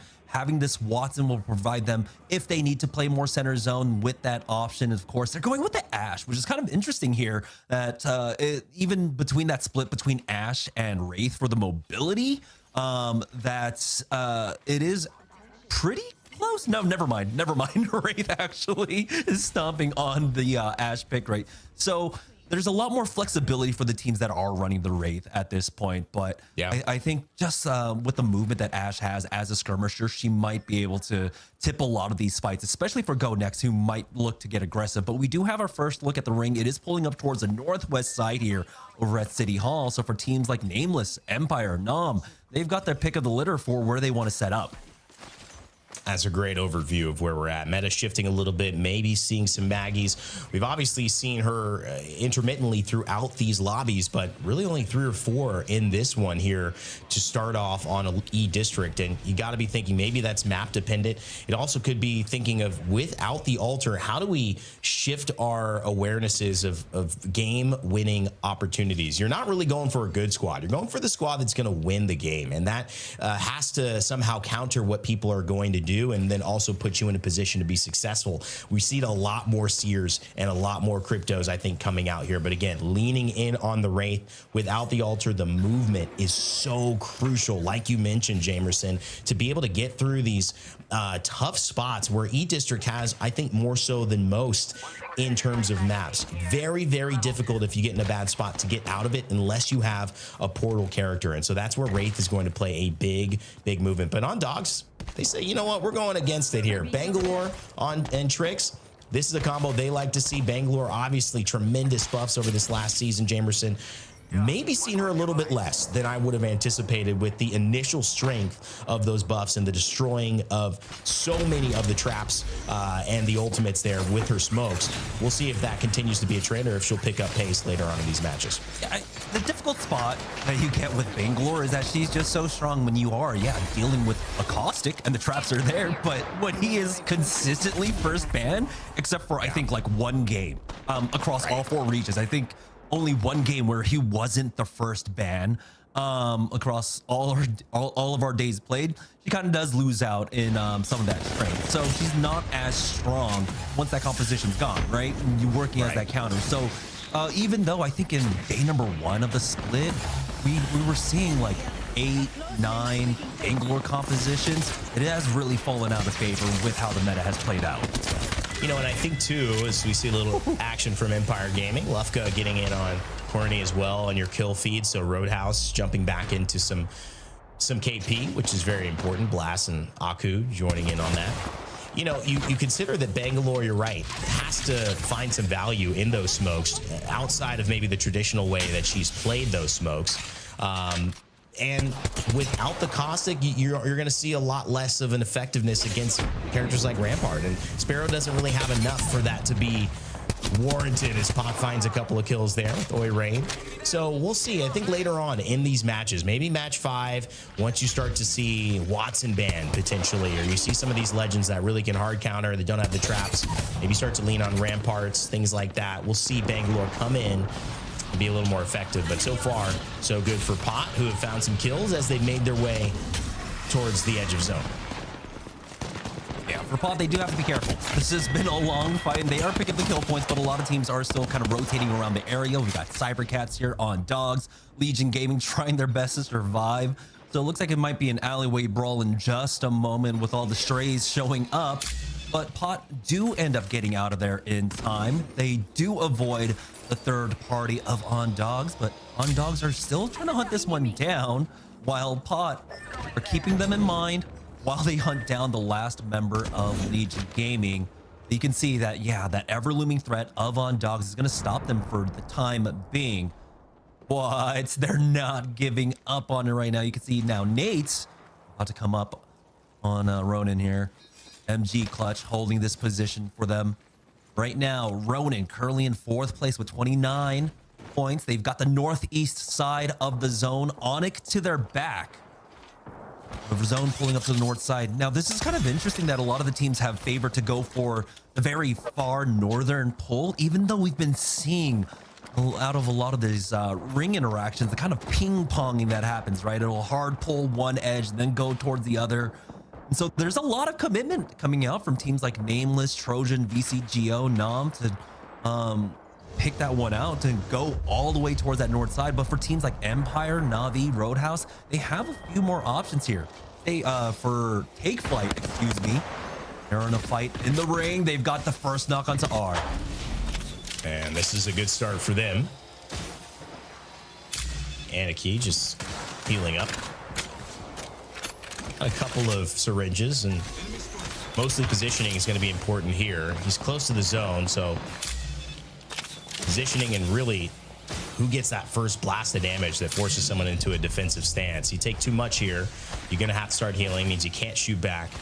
And then that basically means that that fight is over in more ways than in any way you try to slice it. So gonna, with the Seer, have to stay alive here, just being extra patient, extra vigilant, throws out the Q, focus of attention, realizes no one's there, is just gonna take this side route and peek up on the height, which he expects them to be, and yes, there they are. So Take Flight, 13 points to their name, 12th place overall here. Kind of a tough spot, but maybe hoping to wait this one out. They could last two zones here if this team doesn't let off the pressure, but I think Anarchy's going to try to find a way around. The difficult part is that they're all out of heals. They are all out of heals. And so despite getting the kill and confirming on the one player from Nameless they're in a difficult spot. They've got GoNext. You can see rotating over from that boardwalk side. And so they might run into the M. SLR, with the help of Nameless, can keep them boxed out at this point. NVMI throughout all of this, by the way, we're able to pick up a +3, taking out SJP2, our first victims in this lobby. NVMI rotating towards that north side. A lot of teams are starting to coalesce there, and this is going to create an interesting dynamic. This is the, quote unquote, the slow side of the zone where ONIC and Ronin are playing, but that's where we're getting the pileup. Typically, of course, when we have a very directional pull up towards one side of the map, it's in the opposite direction where we see the big pileup. But right now, a lot of these teams are taking similar rotation paths. They're all trying to play that slow side, and that's creating this big pileup of teams there on the north. Yeah, this is a really, really strong northern pileup, and all these teams still alive, only one down. So 19 or 18 squads. Remember in EMEA, Shalala would have been in this. They've disbanded, and they have become a new version of 07, which is taking on K-Swinny and Tyler FPS. So we'll be seeing them in other lobbies this weekend, but not today. And so obviously 18 squads left. One team has gone down. That's SJP2. And now, speaking of the fast side of the zone, Jamerson, it's Legion Gaming having to make a run for it here. Difference is they've got a decent amount of meds, so they should be okay when they get there as well, but definitely got some distance to cover. Pot in front of them and On Dogs holding that area, so pay attention in case they do try to kind of jump into this, that there might be some friction for some of those teams holding them out. Yeah, they desperately need these bins as well after getting the res onto the two players there. So this is going to be a difficult one for them. They're rotating in. This is the farthest they can rotate in from this zone. They're never going to be able to catch up to the ring. And they've got teams on the south side that could look to gatekeep them. On Dogs are currently holding that southern side right now. So this is going to be a difficult spot. And again, once they get out of the ring, most of their meds are going to be gone. So OnDogs can just slowly pepper away at them, crack someone. There's the first one going down. That's going to be Sampy. But I don't even know if they're going to be able to get this res. I mean, do they leave him? No, one's going to res. Blooming Flower seems fine. Probably popped a med kit there. Decision was maybe let Sampy do that and then let the heal come up so they can get the heal passive reach in from getting, obviously, revived by the Watson. So that's a good idea. It's a very good strategy to do this. But what I'm worried about the most is OnDogs have the crypto. Right now being very, very reserved with their usage. But it's not like Tricks can't find a way with Billy to go ahead and see that Legion Gaming are coming in on their right side and continue holding them out. So we'll see if that takes place. NVMI over on the north side. We transition up to the very top of that circle in the buildings where we now see it's going to pull slightly down from setting up their Watson fences. This should be good for this next zone, particularly with ONIC, SLR, and Nameless right on their border trying to fight for their position. Nameless, I think they were just too busy to really try and gatekeep NVMI, right? They had to get the res onto their third. And so unfortunately, that momentary lapse in the defense allows NVMI to creep on in. They were able to move their way past ONIC.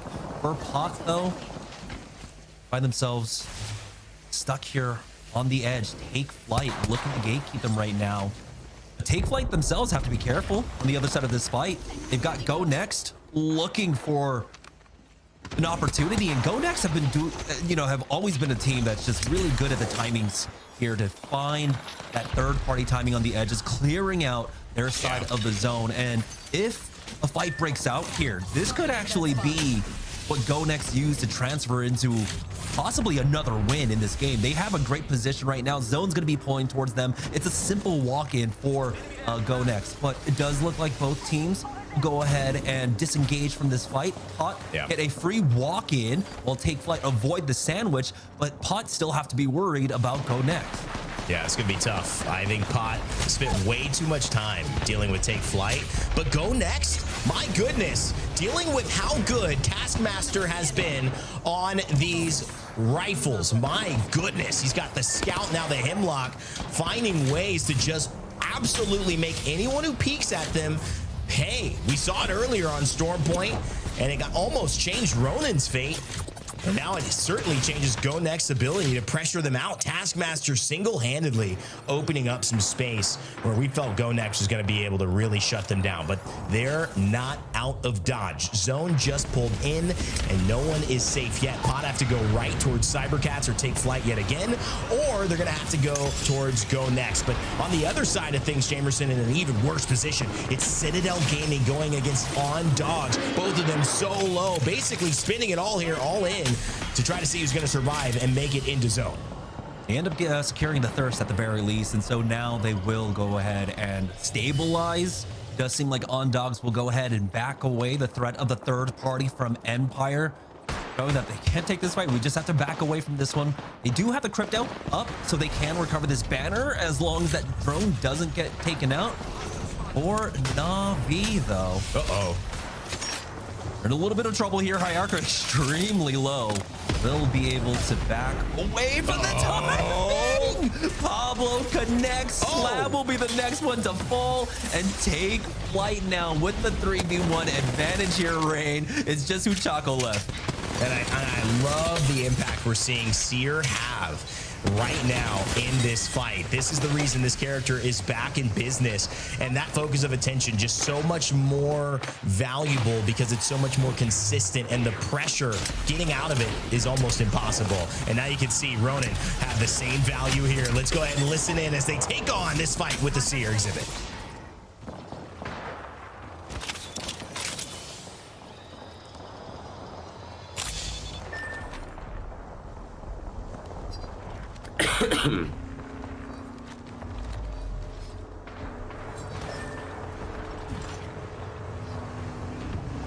You're about to get 50, by the way.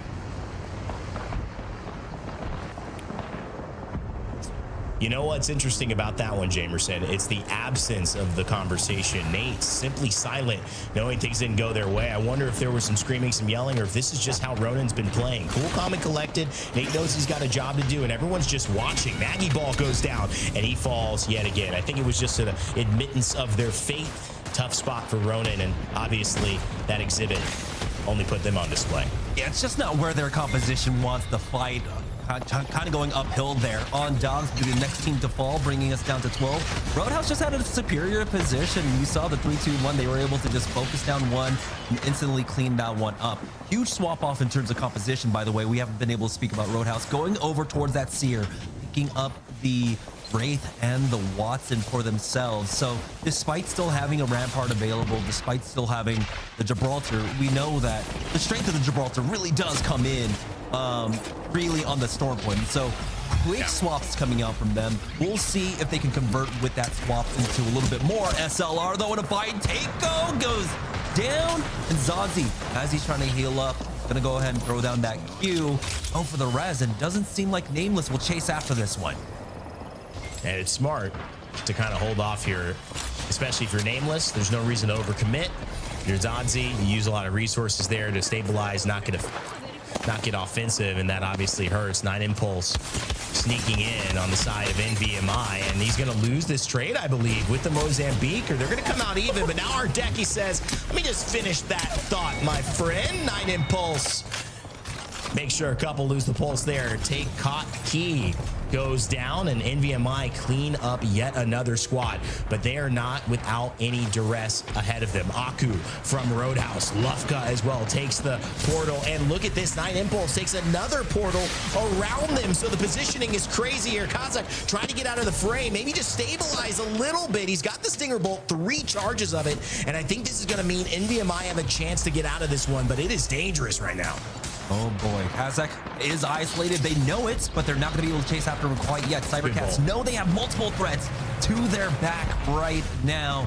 As Kazakh ends up going down, NVMI, no cover to work with whatsoever. The 30-30s and the G7 scouts ringing out. It's just 9 Impulse. Actually delayed is rotated with his squad, keeping them alive for the time of being. Empire Gaming, though, trying to stabilize, need to get lifted up. He is going to be the crux of this composition coming into the final ring close here. 8 squads left, 21 players remaining. We know that NVMI are down to a solo. Nom also down to just Nedzia right now. But they do have this corner range to try and get back on up, and there's a lot of fighting taking place behind them, so they might actually have an opportunity for the full reset as Empire, Pot, Roadhouse all fighting in this hive. I'd love to see Roadhouse stabilize here. Every team seems like they've been so close, yet so far from finding their footing.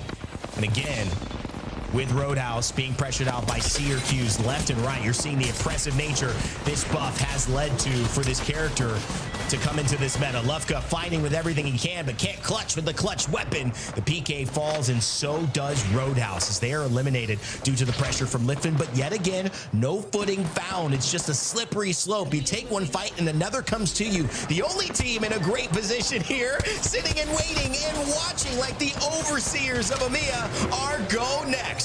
Overseer is the perfect way to describe this as well, because they have a great vantage point over this fight right now. They have a lot of coverage to move forward with.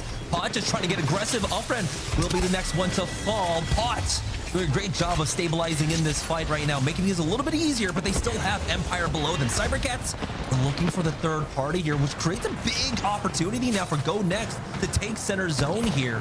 For GoNext, they've already picked up a decent amount of kill points. They're already in first place, and now they're just trying to cinch the win here in game number 4. Cybercats, though, aren't able to find the opportunity. You can see now Pot up top. Nam moving through the lower. Flippin ends up going down for Empire as Cybercats are looking for a little bit more. Now Empire Gaming, Visate will fall, and it's all up to Arctic, who keep them alive. It's top 3. GoNext, Cybercats, Empire on the verge of getting knocked out here, but Arctic is doing his best. This is a huge opportunity now, Rain, for GoNext to finish things off. It's just a cleanup crew. They've been sitting in. Make it clean. And GoNext, they want to do just that. That's one. No shot to get away from that.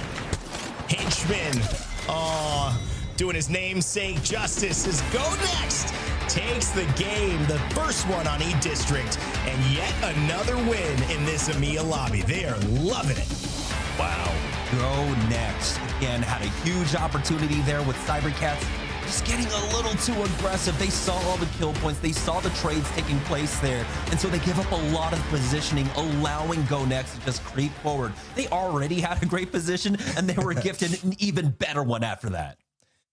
And I think with GoNext's performance, we've seen them, overcome a couple of different things. I think we saw the fact that NVMI had that great win with that push. But I also think when it comes to consistency, GoNext has clearly been the most impressive team across these final circles. They are not missing these crucial shots. And because they're doing everything right on paper, it's making it look so easy. It makes it feel like they have the right position. They have the right composition. They hit their PK swing.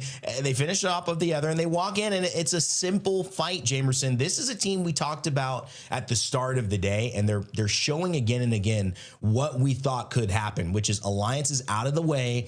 It is GoNext time to shine, and they are taking full advantage of it. Yeah, this is an absurd performance coming out from GoNext. Like, yes, we talk about the consistency, but this is one of their best performances so far. Taking that back-to-back win there in match number 4 now, puts themselves so easily in the lead. This is how good GoNext have been across the split. In the first 3 match days, right, they were able to convert 13 out of 18 games into the top 10.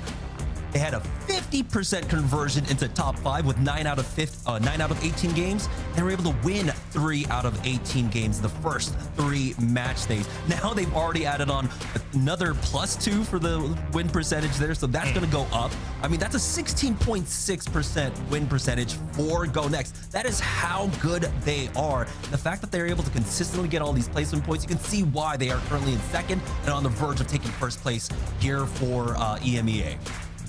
Look at this, 69 points after 4 games. This is often what teams end the day with, around 70 points. And if that's the end of the day, it could mean that they're first or second place overall. This is just after 4. They've got 2 more games. If they keep this up, they're going to break over 100 points. And I don't know which team can stop them, especially now that we're on E-District, Jamerson. That's what's making this difficult. The stabilization before that we saw with Gibbies and Ramparts and Newcastles, because they're no longer available in the same way, teams are opting for these kind of more aggressive information focused builds with Wraith, with Seer, with Sparrow, but it's not having the same level of sustain, and they're just not able to make it work. I'm excited to see what you and Vicky pick up on as these last 2 games come to our doorstep. More ALGS action, more EMEA. Can GoNext win yet again, making it 3 times in a row? We'll find out after this break.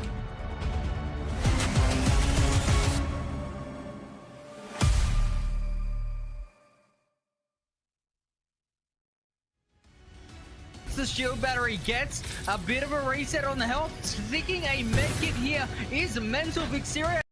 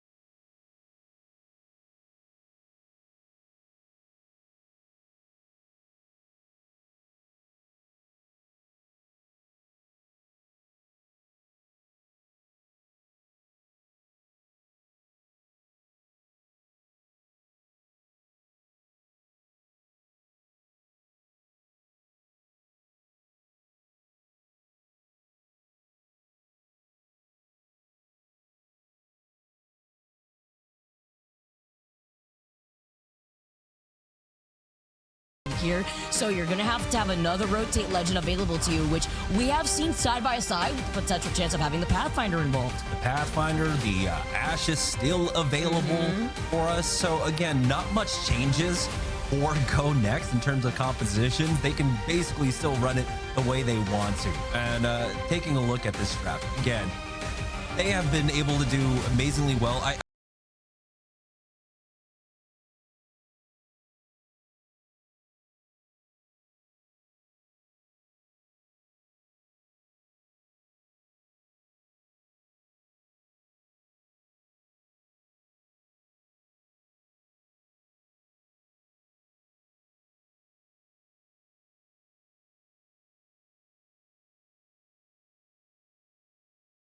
These fights, as we know that GoNext has been very patiently approaching these fights. They're not really trying to be overly aggressive, but they still find the success because it's about the smart fights they decide to take, playing on the edge of zone and working into those compositions. As we get started, game number 5 has already laid out where our teams stand in the overall standings after today, and GoNext are leading the charge significantly. And they are looking to finally topple Alliance on the top of the leaderboards here, and they have a huge opportunity to do it with how consistent they are.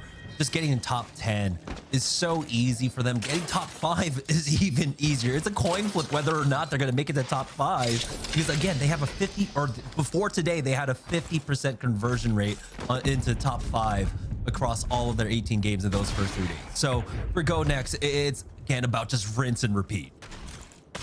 It's crazy. You know, you talk about a battle royale and the high level competition that we have here as we get to see the little flyby of the fishes and then looking at where this next zone's pulling.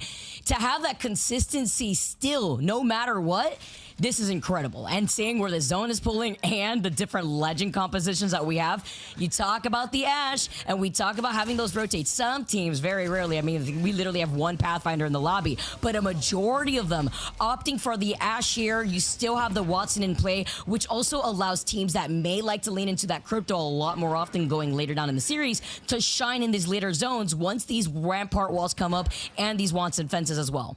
Yeah.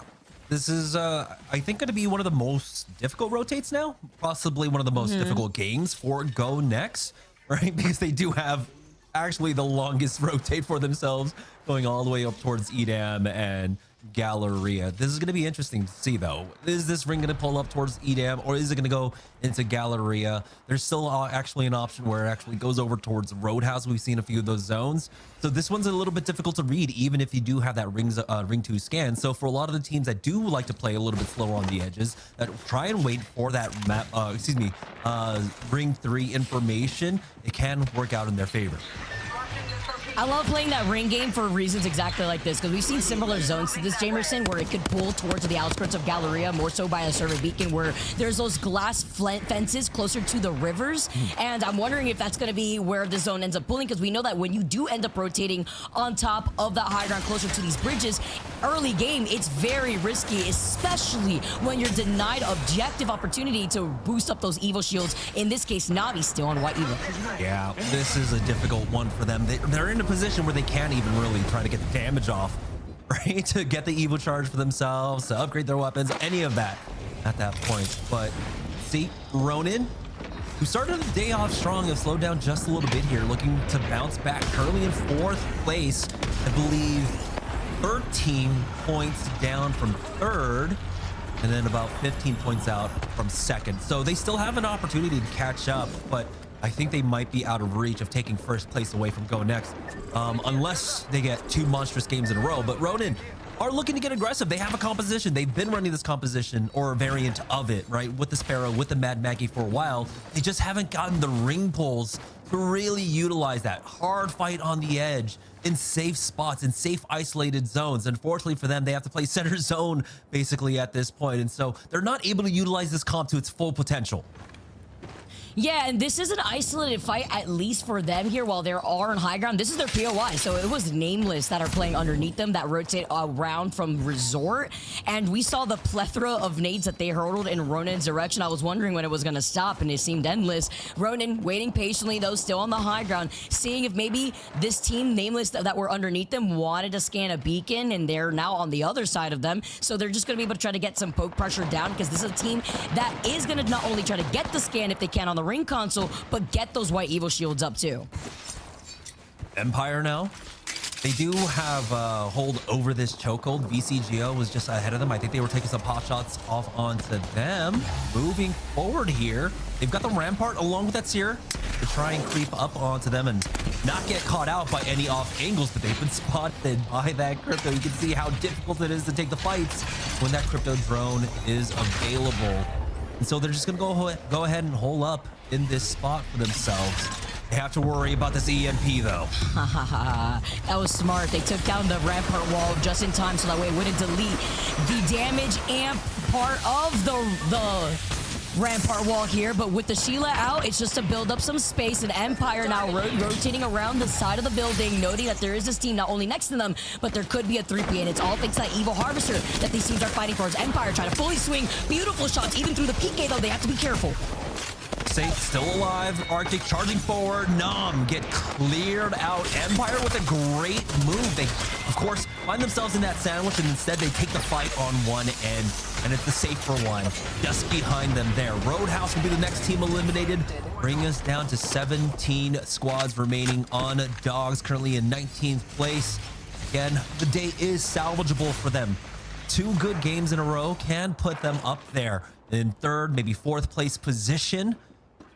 I mean, luckily, because GoNext has been gobbling up so many of the points in the lobby, SJP2, the next team to fall, and EMEA are just getting so aggressive here in game number 5. I love it. This is where a lot of these teams know where they stand already after 5 games. This is why I always say it every single broadcast, Jamerson, that the chaos really starts up in game number 5 when these teams start getting desperate. Hierarchy, the only one alive right now for Navi, and it is the Crypto. If you do have one player left alive on your team, this is the best case scenario, so you could have that Crypto drone pick up those banners if they could recover. Ronin now too, another team that's just trying to fight their way outside of the edge of zone, as we continuously have seen, are going to be able to recover 4 now and look to see the team that's trying to circle keep them.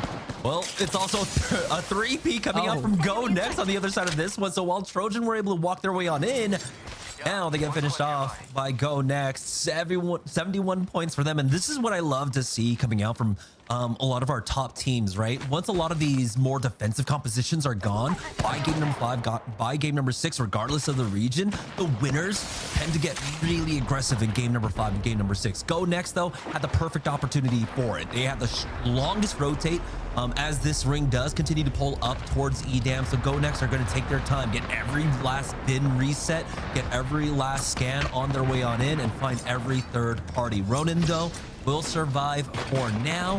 Navi were able to stabilize and get the res as well. So Hierarchy doing a great job for keeping them alive. But ONIC, the team currently in 3rd place. The snare goes down. Yiku says, nope, I'll be fine. Nothing to worry about here. Zidan still healing up now. And so ONIC are looking to try and get aggressive, but I don't know if they'll have the timing here. More teams are starting to come up from that south side of the zone. On Dogs, we're keeping an eye on it. We got Hot rotating in from the south side as well. So I think the timing for a fight is just gone for ONIC now. Yeah, now at this point, you just want to be able to hold that northern building if you can. They're playing a split position on purpose to deny other teams from taking up that space while the rest of ONIC still get information. You can see even with the Sparrow Recon arrows, just being able to have that scan there in case somebody walks within that pathing really comes in clutch to let you know if somebody's trying to round up right behind you. And that could be the case if POT aren't too careful, if they are able to at least successfully rotate from that north side. As you can see, the teams that aren't in that next zone, NVMI, who are now coming out of Energy Bank, playing objective. They have an Evo Harvester, a ring console, and a survey beacon to work with, as well as Ronin, who are also going to be coming into that southwestern side. Yeah, they saw GoNext take the evac tower and just creeped in with them. So this is going to be a good opportunity for them to basically restabilize their economy. And they know that there was a team ahead of them. They're going to try and largely avoid that. So look for them possibly rotating in towards that cybercats site for ONIC. They're doing a great job of keeping an eye all around them. And we were mentioning Pod and On Dogs rotating in from the southeast side. So Pod aren't able to get any further in. On Dogs, I think, took over the position that Pod we're playing off of here.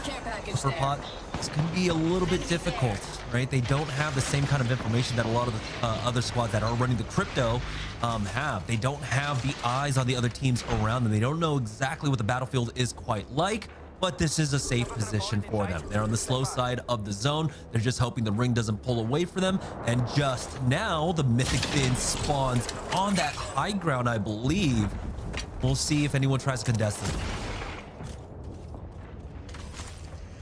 Round 2 closing in right behind Pod, and they're not going to be moving from this spot. Team running that bunker down composition with that Watson variation. Press is slow is going to be able to get that knock onto Pablo Minecraft.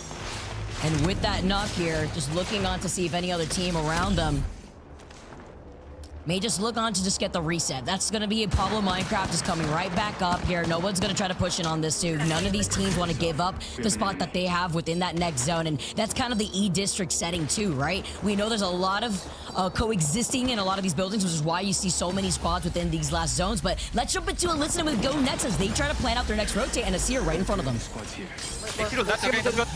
Listen, Can you come back? Can you stack? And we just TP behind them, figure out where the fuck are they. One ramp up was top left. One was close right. Okay, Picking, bottom. 100, dash! Swing in. Swing in, Put me on me! 100! I TP it! Above. Take slow. Nice, take slow! Bang. Take slow, reset, I'm batting! Up on hill. Yep. I'm looking behind, by the way. No, I'm behind. He's above me, I think. Ready in 2 seconds. Above me. Different team as well. One guy above different team. You walk staircase. Move you, hands. Free reload first. Yeah, I scanned him too. Picking. Good, he's getting 100. One. Nice, good. We need to keep pulsing. That's like 2 on high ground. They're getting shot. It might be in the compound team. Yeah, it is for sure. I'm going up. Yeah, I'm looting quick. I got insane amount of nades. Yeah, we have EMP? Yeah, we will. Okay. I'm popping. Do we have a portal? Do we have a portal or not? Dude, this look right now at GoNext is on another level. Taking that fight from low ground, staring at the Sheila in the face, not even having to reposition with an Ash portal up on high ground, winning the fight, and then you could already hear it in the comms. Aside from them beaming with confidence, they're already on the move for their next fight with the next plan that they have to go up on hill. Yeah, that was up against an exhibit. That was up against the rampart walls. But you saw that the positioning wasn't quite there for SLR. They weren't able to creep up a little bit more with those walls and have that position. The Sheila didn't quite have the angle having to shoot down like that. And so SLR kind of walked their way into a bad fight. GoNext bide their time. Their team fighting has been immaculate, but also their overall macro in these fights are just so good. They know how to draw teams out into these really bad fights. GoNext, I don't even think the EMP hit all 3 players. And the first player they ended up knocking did not get hit by the EMP, but here we go. GoNext now making the next move. It was Citadel Gaming on the other side of this one, who were looking to try and 3P this one. Henchman takes a lot of damage, will back away, kind of covers him. Oh, what was that? Zuni gets absolutely obliterated there. Henchman does end up falling. Light backs away, kinda needs to regroup with the squad, and now they're gonna go ahead and play small. GoNext survive for the time being as Citadel Gaming end up going down, but the third party continues to barrel down on top of them. It's gonna be Empire Gaming, but kinda will fall, and now it's all up to Life.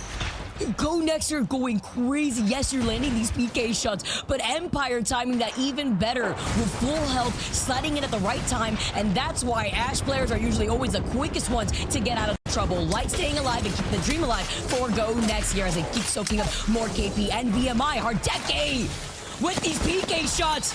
Knockdown shield galore. Say hello to my little fence here, though, off the little Watson fence.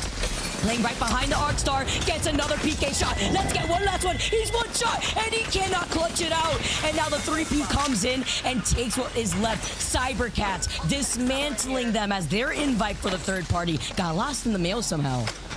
Yeah, cybercats as they loot up though. We've got on dogs looking for the fourth party, but this is not going to be a clean one for them. So they've got to be careful. On dogs still have a rotate in on the fast side of the zone with Take Flight looking to gatekeep on the southern side there. Throughout all of this, I believe GoNext has stayed alive.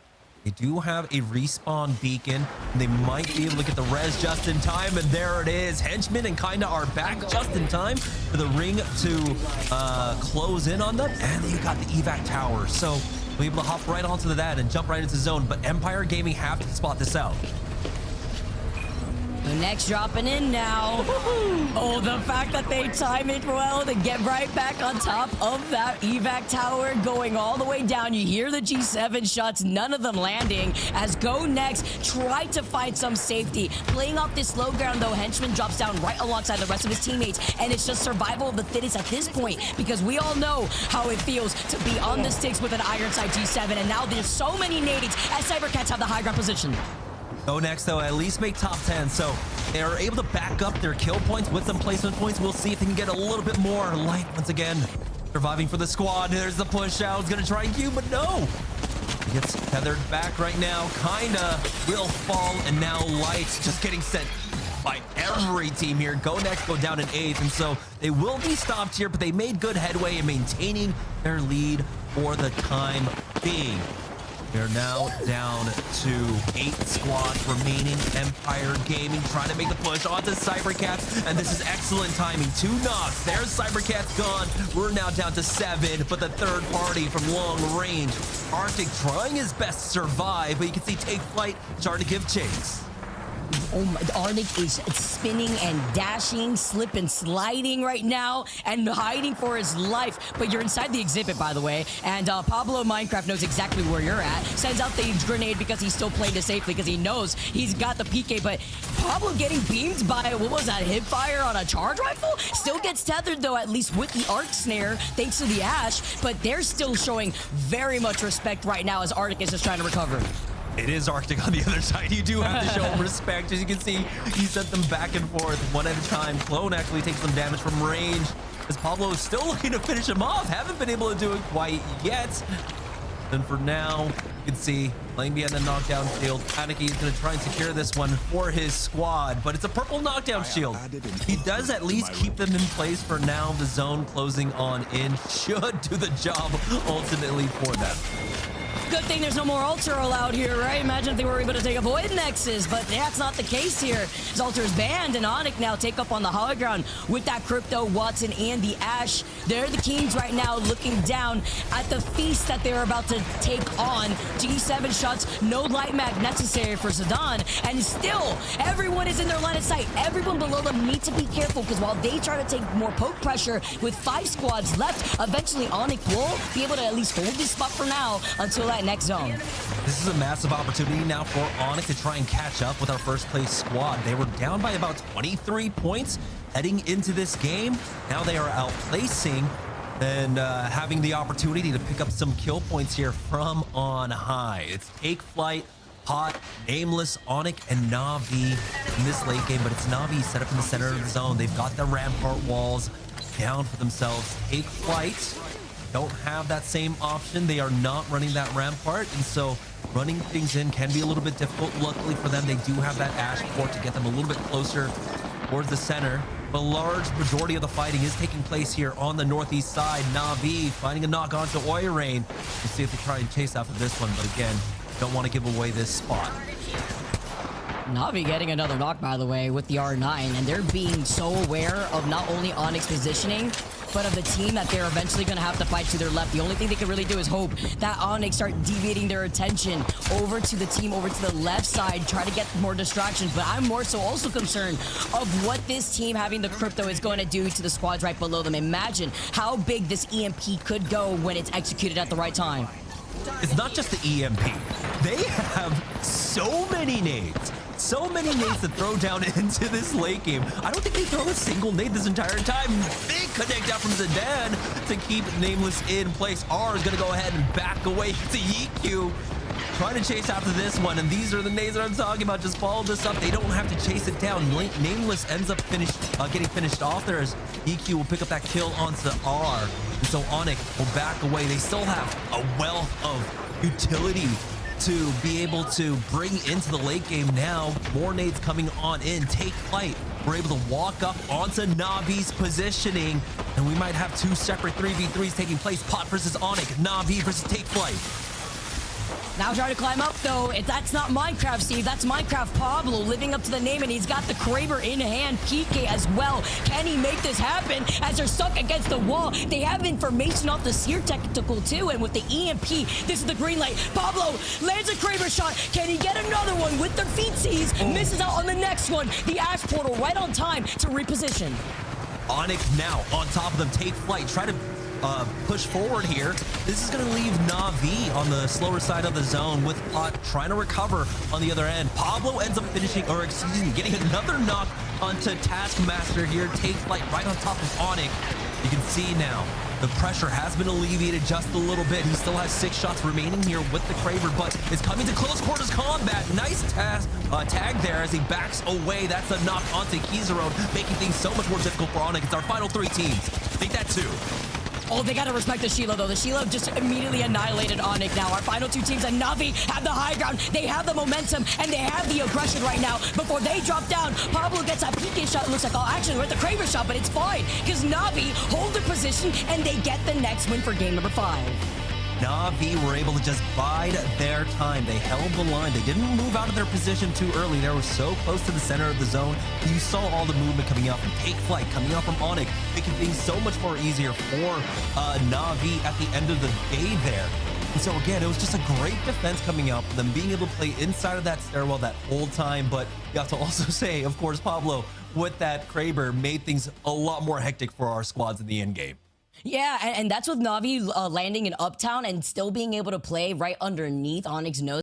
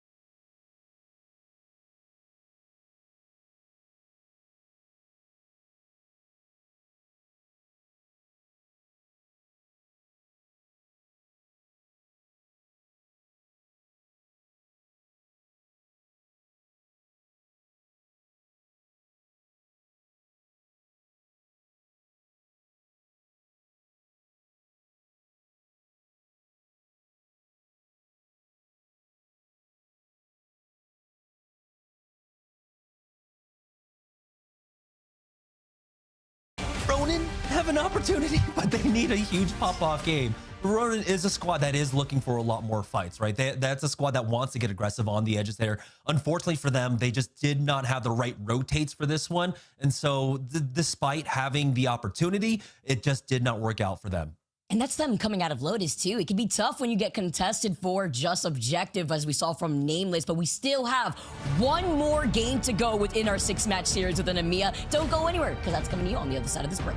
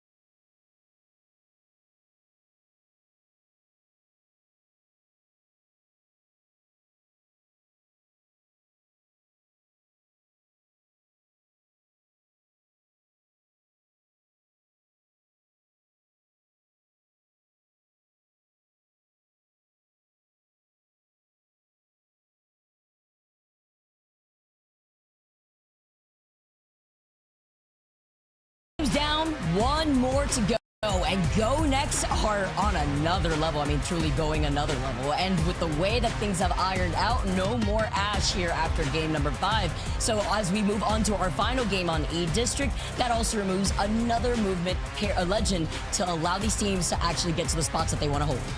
Yeah, we still have, of course, a lot of movement available left, but right now it's coming down to the wire for a lot of our teams, right? They need to turn around this split. So I'm expecting game number 6 to just be pure aggression. We already saw it there in game number 5, but we're taking a look at the final ring in game number 5 here. Pablo was doing an amazing job with this Kraber, and unfortunately, there was too much pressure onto them with ONIC making the move, utilizing Zidane and that ultimate to get to the other side of this fight. There was just too much pressure onto them. Na'Vi bide their time. You can see hold up inside of that stairwell, waiting for the trades while Pablo is just looking for this highlight reel shot. Honestly, it was very entertaining. We saw him pop off in the kill feed a few times too, even if he was playing footsies there with that Kraber shot. But before they had to drop down on high ground, unfortunately, it was Na'Vi that got to walk up for free. And with the Sheila, it put in a lot of pressure. Clone being the only one up on high ground, forced Clone to drop down. And that just allowed Na'Vi to walk up at a very blundered team that was right at their feet. Yeah, this was an easy cleanup for Na'Vi at the end of the day, and with that win, it was actually massive for Na'Vi now, putting themselves within reach of second place. There's a world where they can end second. After a not so hot start in the first 4 games. Can we talk about the fact that a lot of our winning teams, too, by the way, have just been popping off, like double-digit KP. Look at that damage output, too, as a squad. EMEA is turning up right now as, again, we move on to our very last game here on E District. Yeah, I think a lot of this comes down to just the effect that we started off with Stormpoint, right? That Newcastle gone after game number 3 made the defensive setups just very weak now. So teams can get very aggressive, can still push up. One interesting to note is that, you know, Watson somehow survived the entire ban stage. So while we were seeing a pretty upward trend in almost all the controller legends getting banned out or nearly banned out and almost getting us a reset, we have swapped on over. Half of our skirmishers are gone. It's only been Caustic in the controller side that has been knocked out. So interesting dynamic here for EMEA.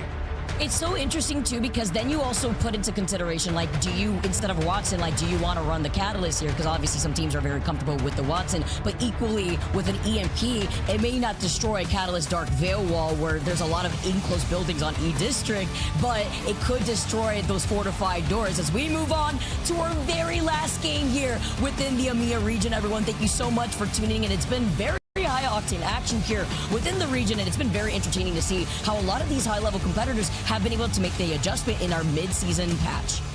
Yeah, right now, we have a lot of the middle-of-the-pack teams fighting for that second place right now. The middle-of-the-pack teams that are sitting around the 30 points here in the overall leaderboard have a ways to catch up to GoNext. I don't think that's going to be possible, but they definitely catch up to ONIC and our other teams. Right now, though, it's Na'Vi with that win in game number 5, put themselves in prime position to try and sneak away that second place spot. They just need to have another good game. This one can be a little bit difficult. It is pulling into E-Bank. We know the wealth of rings that, you know, E-Bank affords, but you kind of have to expect that this one goes a lot more central, maybe towards the southwest side of Energy Bank. Wait, you know, when it comes to energy zones, though, it's some of my favorites because usually if it does pull over to the south side, a team coming out of draft point, in this case, VC Go, who has the ring console, they have a survey beacon. You could probably find where that next zone's going to be pulling, and they want to maybe hold that southern choke here, try to deny that from other teams. It also depends on that Evo Harvester that is on the outskirts of Energy Bank. Is going to be the most contested Evo Harvester when it comes to a lot of these teams who are already taking an evac tower to make their rotate. Yeah, VCGO also have that option to just stay in draft point, right? Keep an anchor inside the choke, but it looks like they want to get much deeper in. Roadhouse making the move. You got Na'Vi, everyone heading towards that southwest side of Energy Bank right now. Legion Gaming even making their way on forward. Na'Vi look to get aggressive, force back SJP2. Both teams take their time here. Hierarcha has to back away as he's been cracked. PK shots very early on to deal with when you have white Evo shields. It makes your eyes water, and on the other side, they're dealing with a team that has a lot more health to work with. I'm seeing blue and purple Evo shields, and maybe if they've been able to tag them, they don't like the situation, but the fight has not stopped. I'm hearing cracks here in the audio as Trojan, also with the Mozamps, get the follow-up and get the first team out of this lobby. That is SLR getting eliminated. And that's them out in 15th place with 19 points. So the bottom of the lobby have an opportunity to catch up at the very least there. For GoNext, again, they have such a comfortable lead right now, 26 points. It's going to take ONIC just a monstrous performance to even try and catch up to them, and that's with GoNext if they ended up just like going down here without any KP, right? But we know how consistent GoNext are so far on the day. They have an 80-point conversion into top 10. They've got 2 wins. They're looking to try and finish this one off with another one, get some bonus points for themselves. GoNext are just doing such an amazing job today. Yeah, because not only do they recognize that they have the lead, but look at this composition. Like, despite even having the lead, they want to soak up as much points as possible just to make sure that they're in a comfortable spot in the overall standings in the region here. And while rocking the Watson, while rocking the crypto, they're going to be able to take their time, get the scan off that survey beacon if they haven't already, and plan out their next move with an evac tower, it seems. Yeah, the survey beacons are going to be so valuable for them. Hold on though, SJP2 up against Take Flight right now. The push out, oh, the 1v1 trade. Denze has been popping off for SJP2. He still needs to do a little bit more. Clone is not gone quite yet. Nades on in. Here comes a third party as well. Clone will be able to utilize these knockdown shields for the time being, as Anarchy does end up getting finished off. SJP2 NV2v2, there we go. Take Flight gets limited. SJP2 are able to reestablish themselves. Na'Vi in a fight as well. That's Empire falling to the wayside. Na'Vi continuing off the momentum of game number 5. They're getting naded out, but they do have rampart walls to keep themselves safe for now. This is such an energy bank fight that we're seeing right now too, right? Just a 3P on 3P. That's why you see a lot of teams, when they recognize it being energy bank, they like to hold the position that Na'Vi is in right now, and that works into Na'Vi's composition beautifully, as ONIC was that team that came into 3P Take Flight after they took an exit out of this lobby, and ONIC, with the KP that they need, they've only have a little bit of damage on the board. With 16 squads left, they see the team that's neighboring right next to them. If they want to have an opportunity, they need to frag out this game. 52 points right now for them. They could also just try and maintain this lead, maintain that second place for themselves. Again, it is so difficult when you have to have, what, 15 kill points and the win to try and overtake them at the very least. That's, again, without GoNext finding a single placement point, finding a single KP, but we've seen that they have been able to get these opportunities, being able to find these fights. We'll have another opportunity here to get the map scan as soon as the ring closes as well. So they'll have much better information going into ring number 3, while everyone else that's in the center of the zone right now will be flying blind. Playing on the edge just how they like it here. It's nice to note that Henchman now has 19 KP throughout the course of the last 5 games and kinda is tied with him for the kill leader of this lobby. Zidane is just going to keep putting in some pressure with the G7 shots, warning shots as you could really say here, but I just really like the integration of the G7 as it's been able to really make itself prominent as a weapon in this poke meta.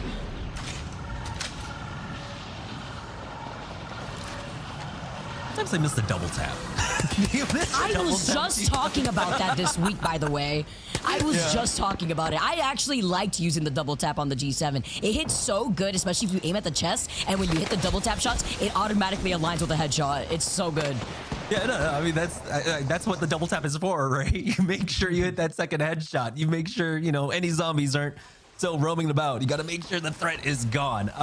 No surprises here whatsoever with this pull, continuing to go over towards that southwest side of Energy Bank. VCGO Roadhouse are straddling that southern side. They do have a lot to deal with. Cybercats, Legion Gaming, Trojan, NVMI, with the possibility of GoNext and Pot backfilling there. On the north side, though, Ronin with a pretty clear path in. Maybe some friction from Nom and on Dogs, but with how much fighting we've already had, there is a lot more space here in Energy Bank, so things might level out for the next couple zones. But as I say that, it seems like Trojan and Cybercats might get into a fight there on the southwest end. With GoNext creeping up right behind them and Trojan trying to commit whether they want to take that fight or not. You have to imagine how risky that could be, because with there being a circle beacon on the edge of draft point, Trojan have to have that awareness that there could possibly be a team coming in behind them. And I even see Sparrow arrows right there too. So it seems like they had already scanned that survey beacon earlier, while Longzi taking a good amount of that pressure. I'm just seeing and hearing these G7 shots find their mark. It is lethal out here as Ranches is forced to back away too and pop that shield back. Yeah, that ring console also draws a lot of attention their way. Cybercats just trying to hold the line here up against Trojan, but Trojan are slowly creeping up for the time being. Not all of this, though, that third-party threat from GoNext. They are biding their time. They are waiting things out. Cybercats will go ahead and give up the position for On Dogs, though. I think they were trying to follow up on that knock, try to get a little bit more off of SJP2, but they're not going to be able to at this point. We've got a team coming up right behind them. On Dogs don't have too many threats of third parties for the time being, but we still have Ronin, Citadel Gaming coming in for the northeast side, so it's not all clear for them quite yet. SJP2 though recovering here, playing off of the Watson fences, giving them a lot of space inside the room for now. For ONIC, again, it's about maintaining the second place spot for them. They're not in a position to pick up KP, unfortunately for themselves. They're just dead center inside of Energy Bank. They don't have the line of sight to try and pick off players from a distance, pick up some kill points for themselves. Also, with just so much presence of other squads, they don't really have clean fights to take. So they're not risking anything whatsoever at this time being. It's just so hard for a spot to hold, but that's why you have to show presence, and that's why you have to keep putting down the pressure while, you know, kind of working with whatever you got. Thankfully, the loop-ins do reset in the next 55 seconds, and with this team also being one of the crypto teams, they probably have already scouted to see which spots are available thanks to the crypto drone, and we've seen zones like this pull actually right on top of where Na'Vi have found themselves underneath that bridge from the very beginning of the game. VP has called this out back in the Americas way earlier on before. We've seen the zone time and time again, and GoNext creeping out of draft point now, start rotating right behind Pot, who also find themselves in the southern choke. You see how quickly they make the swap in position? Hedgeman was anchoring in the back when kind of needed to heal up. He was there for that swap, covering that angle, make sure he gets back behind safety, and then kind of go straight into the drone for that EMP. Once again, this team fighting coming up from GoNext is so methodical. It's so just in touch with each other. They are absolutely moving together as a unit. Taskmaster ends up going down. Pot survive for the time being. Now GoNext have some space to work with. It's Legion Gaming on the other side of this, and we're looking to possibly steal a kill or two. But now for GoNext, it's all about hunting down that final player of Pot. He is out of there. If you blink, you would have missed him. He went hasta la vista. He's going deep in the zone. Hopefully, he could survive. As Ring 3, obviously, you could survive through this as long as you have the meds for it. But for how long is the question? How many meds does that one solo player have from Pot? While GoNext are looking like sharks, looking around them. And again, with the crypto, it's going to be pretty difficult. But while they take their time here, there's other teams waiting for them once that next zone starts pulling. Legion Gaming, hearing the fight, looking to try to 3P, as well as VC Go on the edge of that zone in that one house, bunkered down with the rampart. Roadhouse right alongside them playing neighbor, as well as Trojan, who are still not inside the next zone. So it's still a very big cluster that GoNext has to consider unless they have an evac tower. Citadel Gaming just holding out while On Dogs try to get aggressive. And On Dogs, this is an important fight for them because they do have control over the ring console for the time being. Ronin are eyeing it up as well. Citadel Gaming, after healing up, they look to get aggressive there. For GoNext, I believe they also had a ring console over at draft point, which gives them such great information. Again, the ping-pongy nature of this ring right now, it is now pulling over towards the western side of Energy Bank with that northern pull. So for a lot of the teams that moved early, VCGO, Roadhouse, that took that southwest portion of E-Bank, they are gonna be forced to rotate in. GoNext have the idea. They know that they can just rotate past this. For Trojan, though, facing off against Nameless right now, they've already picked off 2. Now they just get No-No back up. Wow, Pot actually survived, by the way. GoNext left, and the solo that was the Watson was counting their blessings. Let's see if they can survive the zone pull, though, with Trojan. No, falling incredibly low, trying to drop down here. Guts incredibly one here, and Kiner with the hip fire shots on the G7 is all they need after they eliminate Nameless, and he's crowned the kill leader for now. You have a number of fights taking place across the map right now. Ronin versus Citadel. Citadel lost out on Zuni for the time being. Zone's closing in. They are safe within the zone, but I don't know if they're going to be able to recover him. Actually, looking for an angle now. Zuni pulling him from behind. It's going to be Ronin with them cornered to the back. EMP possibly to come on in. Remix Powers backs away, and it's a third party from the other side. Opens up the cachet out here with the PK shots. It's not going to be enough when you're stuck in a 2v1 situation right there. And Denze also out for blood. Looking down at 3 tricks as GoNext still have been able to secure this area over to the left side. But with an EMP, it's going to delete all the hard work of the Watson. Kinda needs to press fire right now. And GoNext are getting harassed. Everything hurtled in their direction. If it's not the EMP, it's a Sparrow ultimate. But that's how you need to start this engagement versus GoNext to shut them down. Finally, the team fight going against GoNext here, and unfortunately, you saw Light try to get into position to back up Kinda, and he was just off by a split second there. If he had grappled just a half second earlier, he could have covered that angle, and Kinda might have been able to stay alive. And so, with them going down, there's an opportunity now for ONIC to try and catch up, but again, they need every last kill point to just have a shot at catching up to GoNext. And it is looking like it is going to be the day for GoNext. It's all about who's coming in second. ONIC maintaining their position, but now they are forced to rotate here. They've got Legion Gaming to their back. They have multiple teams also threatening to backfill from that south side. VCGO, Roadhouse, Navi even gatekeeping on the other side of this one. For Ronin, though, it's a pretty clear path from them. They do have Ondogs still behind them at this point, but it looks like NVMI are a little bit split, allowing Ronin to walk on in. For ONIC again, though, they're just trying to creep forward. Navi holding the bridge on the other side, keeping an eye on them throughout all of this.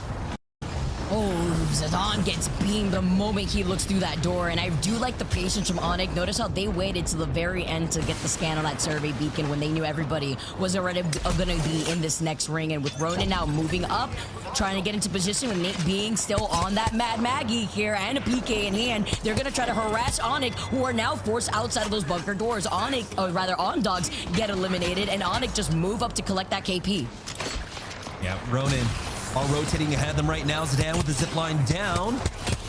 Might give Ronin some pause. NVMI should have spotted that out as well, as now they reposition on in. Kazakh and NVMI right on the other side of this one. Zidane down as Kizaron tries his best to survive behind this knockdown shield, but it's not going to be enough. DQ will fall. ONIC are down currently in second place. It's Navi's opportunity to try and catch up currently with NVMI as well.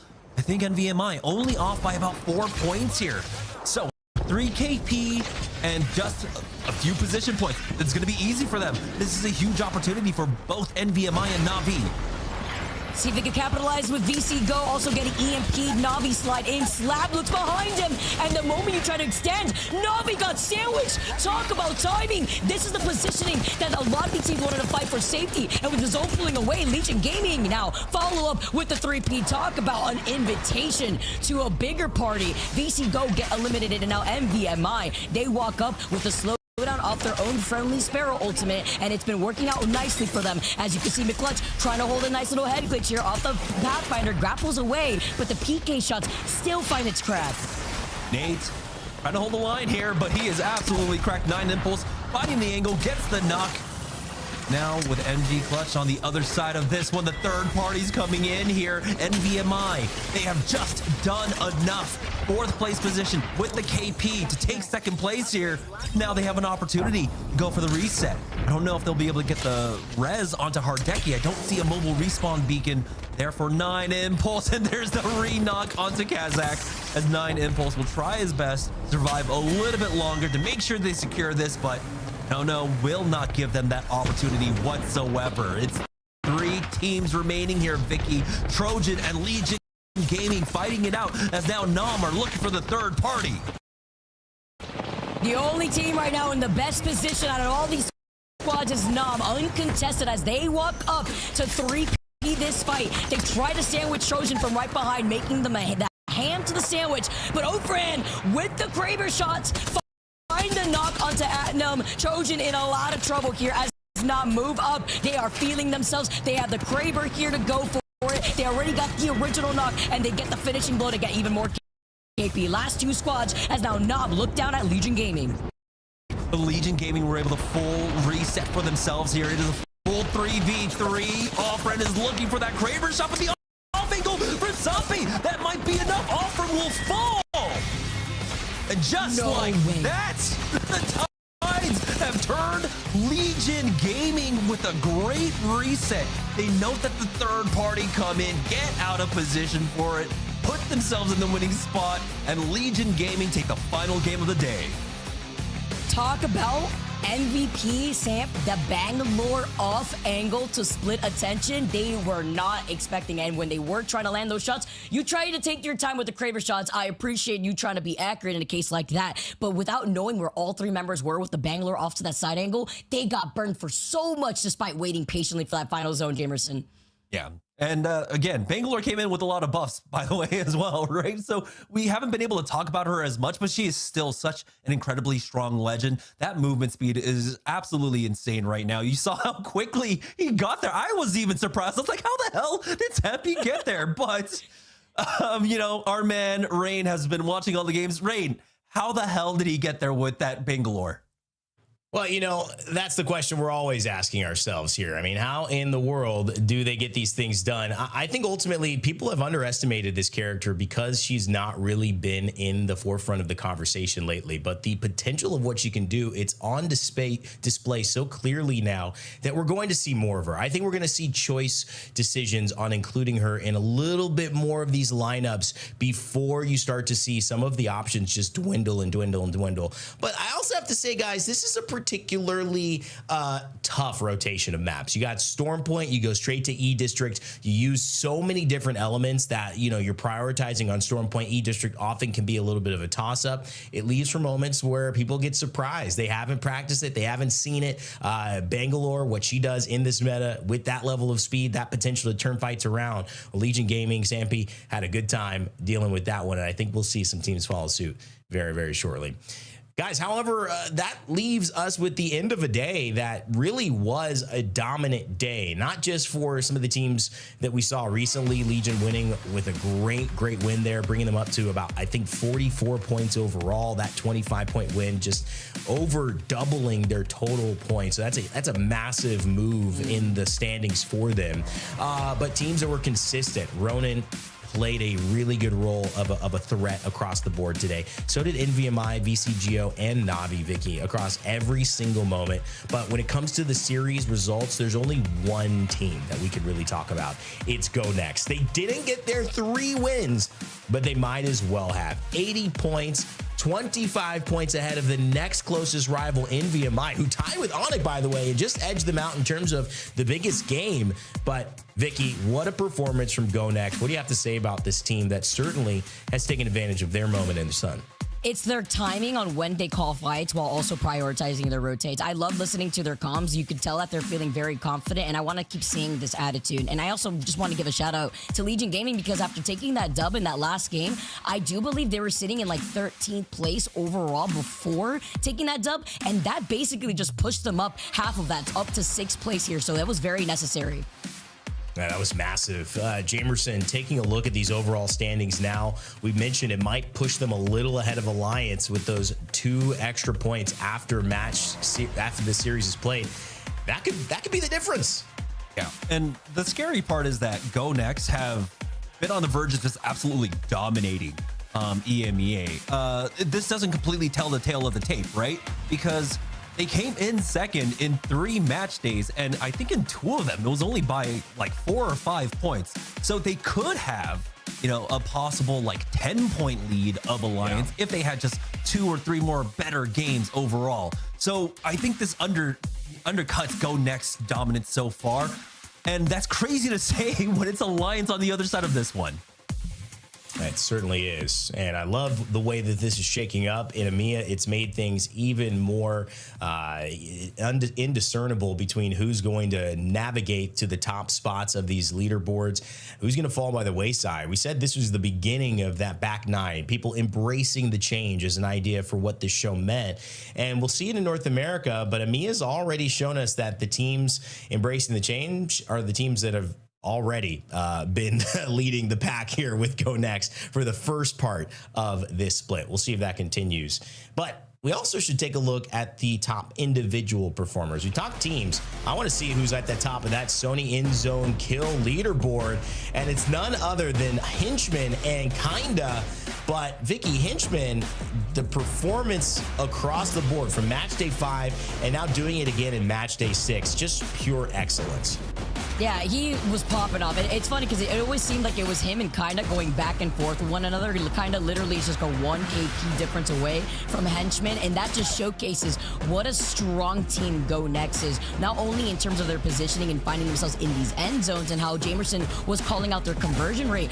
Dude, we saw so many crazy nade shots. We saw these insane picks with the PK here too, and then they're tracking with the G7, which, by the way, as you saw right there with the weapon usage for today, G7 was leading in terms of long distance poking weapon versus the 30-30, but this team was just on another level. Henchman specifically shows off how you could play aggressively even if you were playing bunker down with the Watson.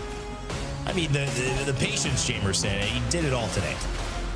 Yeah, again, he knows the timing. He knows the tempo in these fights. He instantly swaps out. You saw right there, his teammate got cracked, and he instantly slid in to swap that position and hold the angle for them. And I think that's what's catching a lot of the other teams on the wrong side of these fights off. The fact that they are this cohesive and that the anchor is able to fill in once the initial fraggers are forced out, or if a refragger is forced out of the fight, Henchman is instantly there as that swap off for themselves. They just tag him in so quickly, and it's so impressive to see, because it's not just him, but the entire team knows when they need to be in position to swap out almost instantly. It's we got a quick listen in with them, and we didn't really hear them actually call for those kind of swaps. They just did it.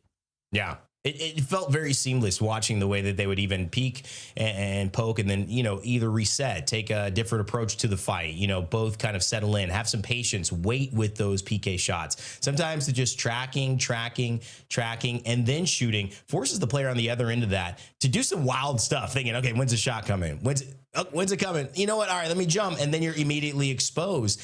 I felt like one of the things, too, that went in his favor today specifically was he never got banned really off of his champions after round 1. Caustic went away, but then you have Rampart, you have Watson, and he played Watson throughout the rest of the day. That's super, super comfortable for someone who's already playing well. We don't have target bans like in some other esports where you can go up against a player and say, I'm going to make sure Henchman feels uncomfortable. But it certainly feels like the rest of the lobby would benefit from this guy not popping off as much on Watson. So I don't know if we see any other priorities for these bans, or if this is just the state of the game and Henchman needs to take advantage of it. Jamerson, I'd say it's closer to that, because the ban's clearly prioritizing, the altars, the early on caustics, the Newcastles. It's going to leave Watson open for quite a while. No, interestingly enough, we were talking about kind of the effect that, what VP did on Stormpoint would have a huge effect here. I think the fact that Watson was able to survive throughout Stormpoint and survive throughout the day did largely play into that. A lot more teams came in with the Newcastle. We saw Newcastle getting banned second game. We haven't really seen that out of EMEA, where Newcastle gets banned second, right? It's typically a swap between Caustic and Alter on who gets banned second, but mostly Alter. They're all that, and then Watson is usually the third one that's banned out. The simple fact that, he was able to play that for the entire time was huge for them. He didn't have to make too many adjustments. And that's kind of interesting because, that put a lot of pressure on the rest of the squad who did have to make those changes, who aren't as used to having to make those changes. But again, it goes to show that they do have a game plan that regardless of what happens with the Legends bans, they know what the composition they want to run with. They are more than comfortable with it. Their team fighting doesn't change up almost a single bit when it comes down to it. So this squad looks like pound for pound could be one of the best teams in the world. Yeah, I agree with you, Vicky. How do you feel about that statement? GoNext, top 5 team in the world. That's pretty tough. I feel like that's a pretty bold statement, but with the way that they're performing right now, it could definitely be with the way that Henchman's playing. I'll be real, with the way that he was aiming in and out with a G7, I was like, oh yeah, my boy is on controller for sure. With that G7 shots in and I saw it aiming in and out. That's kind of like the number one thing that you usually look out for. And he was fragging out, and I definitely agree with what you guys were talking about. When you have a legend that you get to stick on from game 3 up to game 6, he was on the Watson, I believe, because I believe game 2 he was on the Rampart at one point. You get to actually fall into a much more comfortable role where you don't have to make that adjustment. And as Rainday was saying too, there is no target legend bans like you would see in other games. So it makes it even more interesting to see how some of these different individual players get to shine on those characters. Well, I want to talk to the man himself, Henchman. We've got him on the line here, just going to bring his sweet dulcet tones on voice comms for us as we can chat a little bit with our kill leader and member of GoNext, winners of Match Day 6 in EMEA. Henchman, you there? Hello. How's it going? Hello. Hey, man. How are you? Not as good as you. Congratulations on the win today. Thank you. Doing good. You know, I wanted to jump into your role on this team. Obviously, you got to play Watson quite a bit, and I love that for a couple of reasons. One, your consistency with the character. You had your highest kill game of 8 kills on that 3rd game on Storm Point, but you got to play 4 out of 6 games on Watson yourself. Talk to me about what you do for your team by being able to be so consistent on that character, and how maybe this meta has freed you up and you guys to have a lot of success. Well, so I'm just there, just anchoring for my team. Got the GOAT kinda, just droning everyone on crypto, and Light just going crazy. And I'm just like following up on Light basically, and like off kind of EMP work and whatnot. So it's pretty chill.